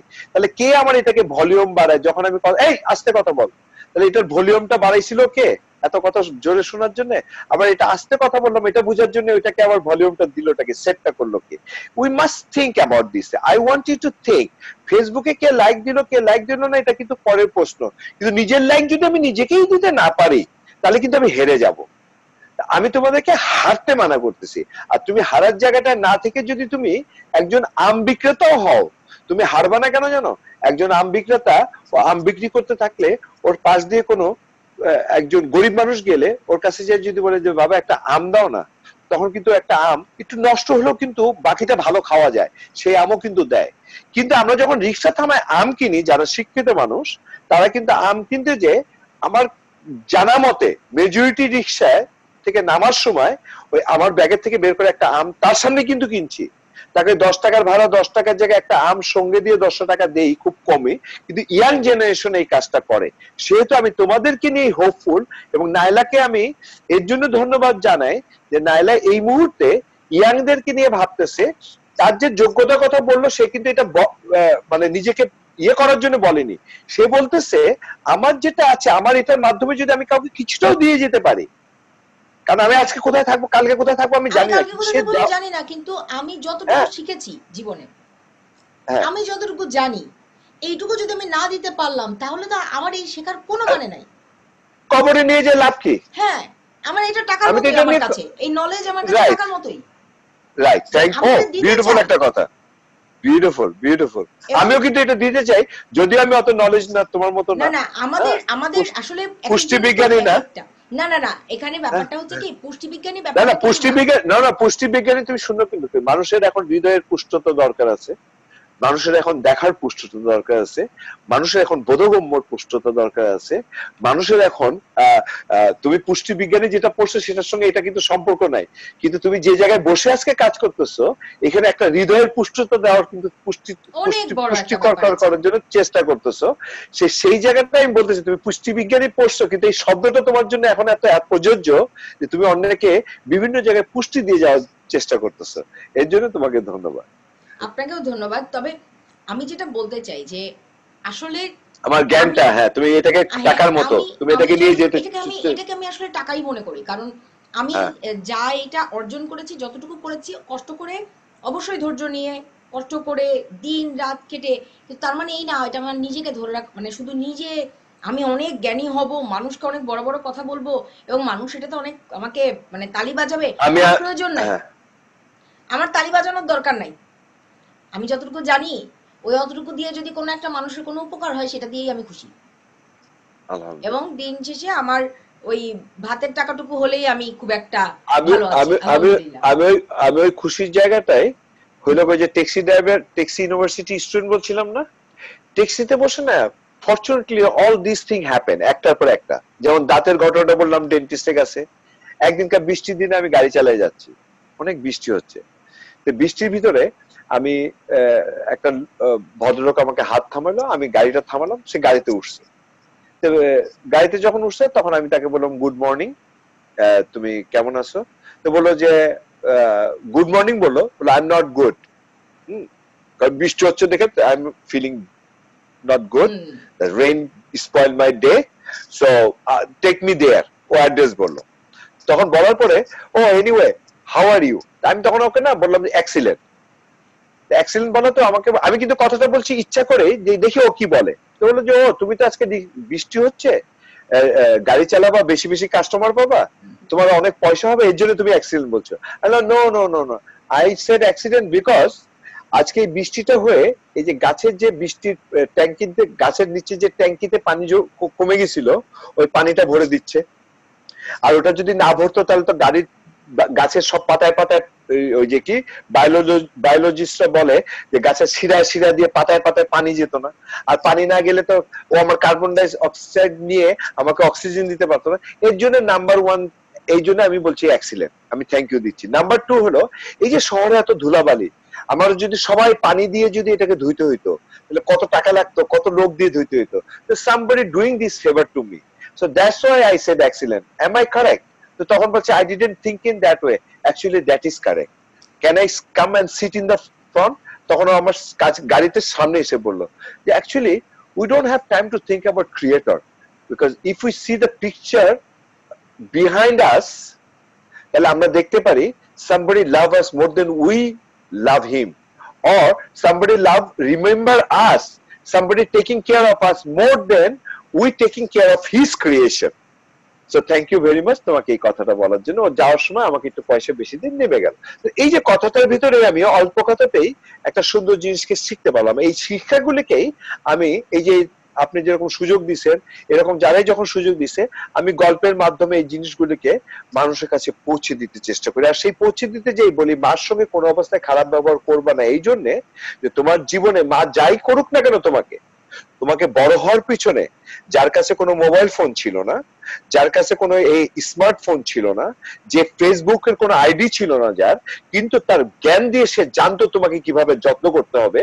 তোমার হঠাৎ করে রাত্রে জ্বর আসলে সেই জ্বরকে কমানোর জন্য তার মেধা দিয়ে সে পানি দিয়ে গোসল করায় হোক, তো তোমার মাথায় একটা কোনো কিছু ভিজায় দিয়ে হোক, সে জেনেই তোমাকে ডাক্তার হিসাবে এত কিছু করেছেন যেহেতু, সেহেতু no matter what you can't behave bad with your mother.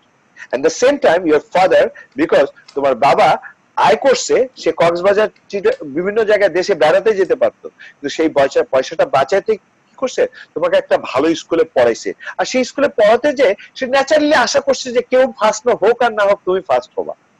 কিন্তু আমি এমনও বাবাকে বলতে শুনেছি যে ছেলে সেকেন্ড হয়েছে দেখা তাকে বলছে যে বাবা তুমি তো সেকেন্ড হয়ে একটা উপকার করছো, বলে যে বাবা ফার্স্ট, আমি ভাবছিলাম যে তুমি ফার্স্ট না হলে রাগ করবা, নো তুমি সেকেন্ড হয়েছো দেখেই তো ওই বাচ্চাটা ফার্স্ট হইতে পারছে, তাহলে তুমি সেকেন্ড হয়ে কি করছো, ওকে ফার্স্ট হওয়ার সুযোগ দিছো। তাহলে আমরা নিচে যতই থাকি না কেন, আমার নিচে জায়গা থাকে, তো আমি ফেল করলেও আমার উপরে যারা পাস করছে, আমি যদি সবাই পাস করে যদি সবাই ডাক্তার হতাম তাহলে রোগী হতো কে, একদম। আবার সবাই যদি ইঞ্জিনিয়ার হতাম তাহলে শ্রমিক হতো কে। তার মানে ইঞ্জিনিয়ারও হবে, শ্রমিক হবে। শ্রমিক যখন কাজ করতেছে ইঞ্জিনিয়ার কিন্তু সেই কাজটা করতে পারে না, ইঞ্জিনিয়ার কিন্তু সেটা বলতে পারে। সেহেতু তার কাজকে যদি ইঞ্জিনিয়ার শ্রদ্ধা করতো, আর শ্রমিক যদি তার মালিকের কাছ থেকে ঠিক সময় মতো পয়সা পেয়ে তার কাজটাকে যদি ন্যায়সঙ্গত ভাবে, যেটা এই দেশে করি আমরা, করতো, তাহলে এখানে এসে শিখেছি গায়ের ঘাম শুকানোর আগে পয়সা দিয়ে দাও। আমি যে কোম্পানিতে চাকরি করতাম সেই কোম্পানিতে একদিনটা বেতন দিতে একটু দেরি হয়েছিল 10 মিনিট। মালিক বলছিল, ঘোষণা দিছিল যে আজকে 3টায় বেতন আমি দিতে পারছি না, কোনো কারণে এটা 10 মিনিট দেরি হবে।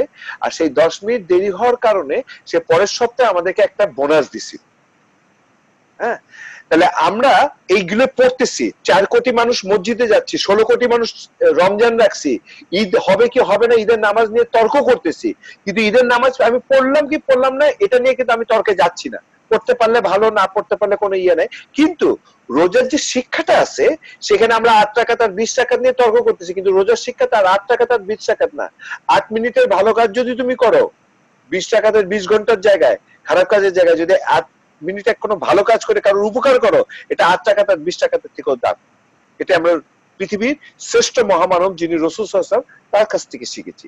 এই দেশে এসে আমি শিখতে পেরেছি ট্যাক্সিতে উঠে যখন আমাকে টাকাটা দেয়, নতুন টাকাটা আগে দেয়। আমি জিজ্ঞেস করছি why you give me the new bill first, তখন ও বলতেছে didn't you go to the school। এখন রাসূল সাল্লাল্লাহু আলাইহি ওয়াসাল্লাম বলছে ভালো জিনিস যেখান থেকেই পাও না কেন মনে রেখো ওই ভালোটা যেখানেই আবিষ্কার হয়েছে এটা স্রষ্টার প্রতিদানে হয়েছে, কারণ ওর ভিতরে ভালো চিন্তা ছিল দেখেই তো এটা হয়েছে। তাহলে স্কুলের বইতে এটা লেখলো কেন? স্কুলের কোনো বইতে পিএইচডি পর্যন্ত শিখায় চুরি করার কথা, ঘুষ খাওয়ার কথা, কাউকে কষ্ট দেওয়ার কথা? তাহলে আমাদের দেশে পড়ালেখা করে কেউ একটুখানি বড় হইলে মুচির মানে লাথি মারতে চায়, রিক্সাওয়ালারে জাতা বলে গালাগালি করে, এটা কিন্তু এই দেশে আমি পাইনি। তা আমি ওকে জিজ্ঞেস করলাম why you give me the new bill, didn't you go to the school? আমি বললাম যে অফকোর্স আমি স্কুলে গেছি। ওখানে আমি জানতে পারছি 8 পর্যন্ত লেখাপড়া হলো গা এনাফ। আবার আপনি বললেন না যে আপনি তার মানে কি এই পর্যন্ত আমি বলতে চাচ্ছি দাদু, এই পর্যন্ত লেখাপড়ায় মানুষের সঙ্গে মানুষের চলার সম্পর্কটাকে গড়ে দেয়। যতটুকু, আর হ্যাঁ।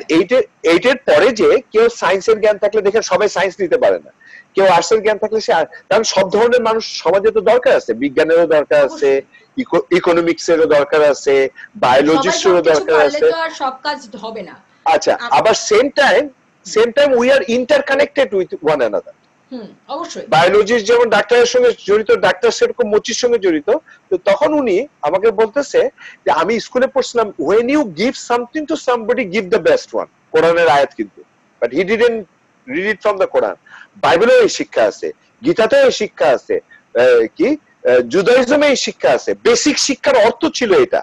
তাহলে সেই অর্থের বাইরে যদি যে কেউ কাজ করে, এটার জন্য আমি টুপি পরে যদি কোনো ভুল করে আমাকে দোষ দেন, কিন্তু কিতাবটাকে দোষ দিয়ে না, কারণ ওখানে কিন্তু কোনো কিছু ভুল শিখায়নি।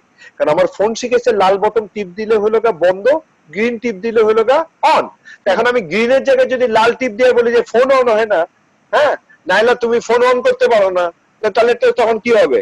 আমি বোকার মতো কাজ করে সুন্দর বুদ্ধিমানের রেজাল্ট আশা করতে পারি না। তো তখন ও বললো যে that's why I give you the new bill first. তখন আমি চিন্তা করলাম, আমিও তো লেখাপড়া এটা পড়ছি, যে পথে কষ্টদায়ক পড়ে থাকা জিনিস। তখন আমি কি করলাম, বাংলাদেশে যে এই যে শত শত লাখ কোটির মানুষের সঙ্গে আমার দেখা হয়েছে, আমি বিভিন্ন জায়গায় প্রশ্ন করছি যে ভাইয়া আপনারা কারা পড়ালেখায় পড়ছেন যে পথে কষ্টদায়ক জিনিস পড়ে থাকলে ওটাকে সরায় ফেলা?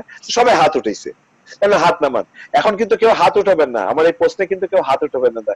আচ্ছা, রাস্তা দিয়ে যেতে পড়ে থাকার জিনিস কয়জন আমরা হাঁটাইছি একটু চিন্তা করে দেখেন তো। তো একজন না পেরে হাত উঠে ফেলেছে। আমি বললাম ভাই হাত উঠাইলেন কেন? বৃষ্টির দিনে আমি কখনো ইট বিছাইনি, এটা ঠিক, তবে বৃষ্টিতে কেউ না কেউ ভিজে আমার জন্য ইট বিছাই গেছে, তাকে আমি ধন্যবাদও দেইনি। তবে আমার মনের ভিতরে একটা জিনিস চিন্তা আসলো, এই বেটা ইট বিছাইলো এত দূরে বিছাইলো কেন, একটু কাছে বিছাইলে তো আমার কষ্ট কম হইতো। তাহলে সেই জায়গাটার থেকে আমাদের ইয়াং জেনারেশন যারা এটা চিন্তা করতে পারে তারা বের হয়ে আসতে পারে। তাহলে আপনার বাচ্চাকে যদি আপনাকে যাই বলে মা মা আমি না বৃষ্টি হচ্ছে বাইরে যেয়ে না একটা ইট বিছিয়ে আসি, তখন আপনি কি বলবেন? ওই যে আপনি শুরুতে বলছিলেন যে আমার মারা যাইছে ফার্স্ট, মিথ্যাবাদী হইতে শিখাইছে। মা কি বলবে? এই বেশি বুদ্ধি, বৃষ্টিতে ভিজলে তো তোমার জ্বর হবে। তখন বাচ্চাটা অবুঝ বাচ্চা, তো সে প্রশ্ন, আচ্ছা মা আমার বৃষ্টিতে ভিজলে জ্বর হবে, তাহলে যে লোকটা বৃষ্টিতে ভিজে এটা বিছাই গেছে তারও তো জ্বর হবে, আজকে না আমার হলো, আমি একটু উপকার করে। ও পণ্ডিত হয়ে গেছে? না মা, না না, হ্যাঁ পরোপকারী হয়েছে। না মা আমি স্কুলে না এটা লিখে 10-এ 10 পাইছিলাম দেখে তুমি খুব খুশি হয়েছিলে, আমি পাস করছিলাম দেখে তুমি মিষ্টি খাওয়াইছিলা, তো ভাবলাম যে মিষ্টি যখন খাওয়াইছো তোমার ইজ্জতটা রাখি এর জন্য। ও আরো বেশি বুদ্ধিমান হয়েছো, হ্যাঁ। তো তখন মা কি করলো, ওকে যেতে দিল না। এই যে যে জায়গাগুলি যে বাধা, এই জায়গায় এই দেশে আমি দেখছি পার্কে একটা বাচ্চা পড়ে গেছে, আমার বাচ্চাকে নিয়ে যখন আমি খেলতে যেতাম, বাচ্চা পার্কে পড়ে গেছে, আমি বাচ্চাটাকে উঠাতে গেছি, ওই ইংলিশ মহিলা আমাকে বলছে don't touch my kid please. আমি চিন্তা করলাম ও হোয়াইট, আমি মনে হয় ব্রাউন, আমরা কিন্তু এগুলাকে কালার করি সাধারণত, যাই হোক। ও হোয়াইট ব্ল্যাক এটা আছে, এটা নাই তা নাই, এটা সংখ্যা খুব কম। আমি ভাবলাম যে এটা, আমি ওর বাচ্চাকে তো বললো যে ডোন্ট টাচ, তো ওর মাটা দৌড়ায় গেল, ও কাঁদতেছে, ওর মা ওকে বলতেছে উঠতে।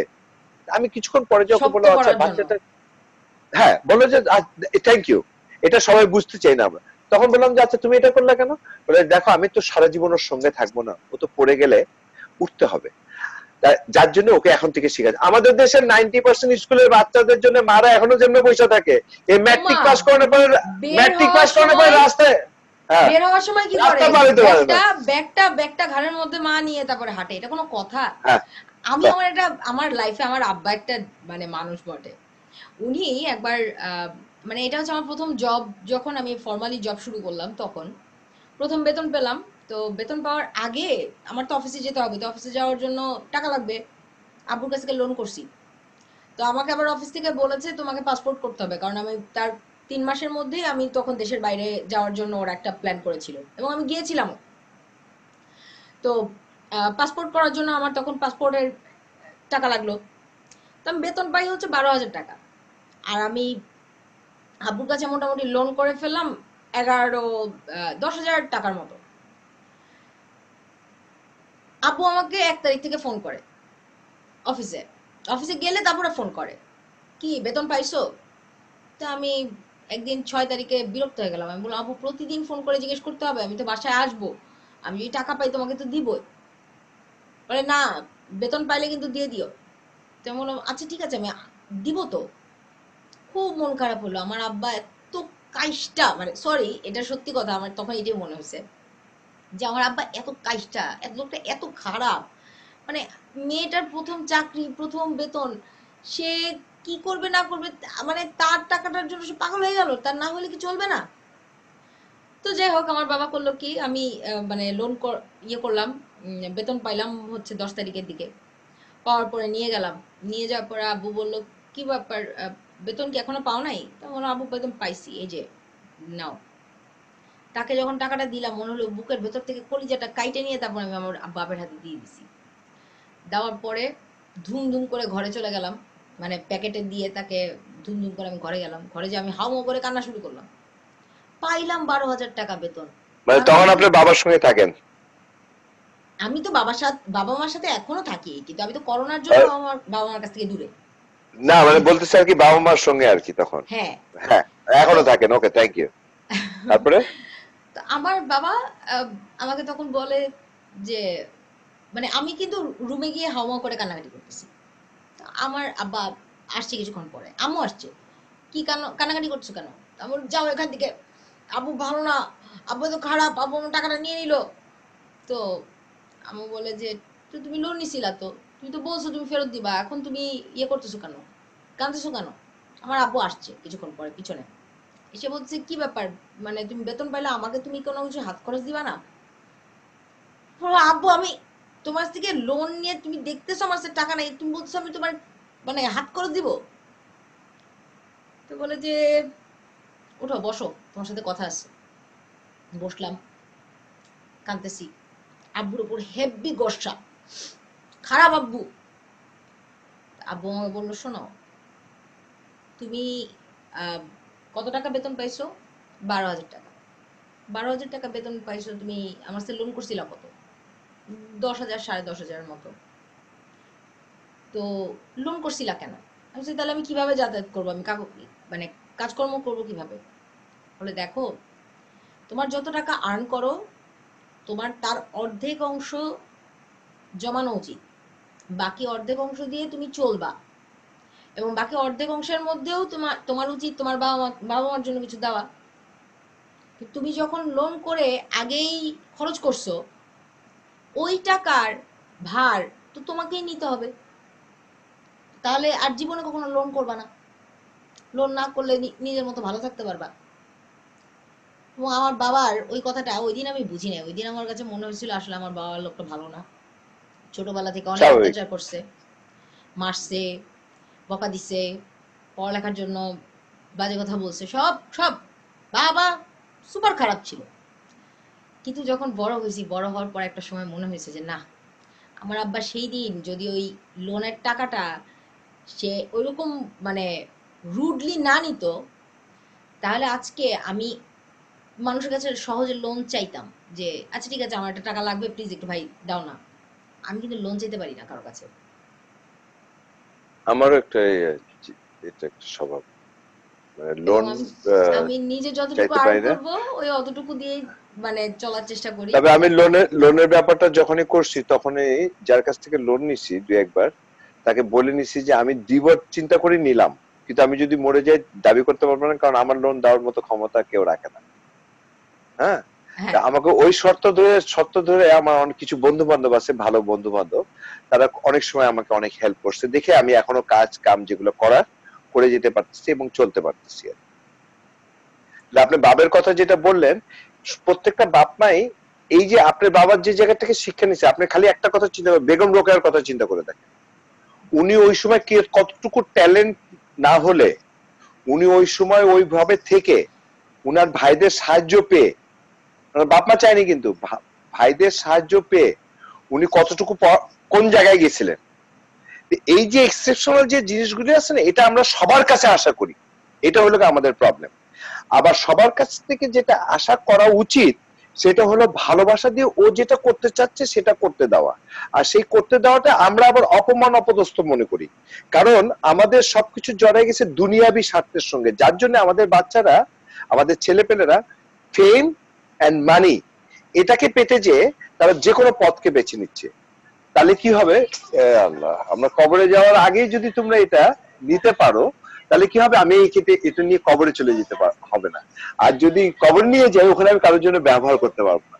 সো আই এম দাদু, I am not very smart, but তোমাদের সঙ্গে চলার জন্য তোমরা যে স্মার্ট এটা আমি বুঝতে পারি, সেহেতু আমি তোমাদেরকে ওই যে পেন্সিলের ইরেজারের মতো কিছু ভুলকে ইরেজ করে দিয়ে সুন্দর কিছু দেওয়ার ক্ষমতা রাখি। আমি তোমাদের কাছে দোয়া চাই এবং সাহায্য এবং ভালোবাসা চাই। ধন্যবাদ। ফি আমানিল্লাহ।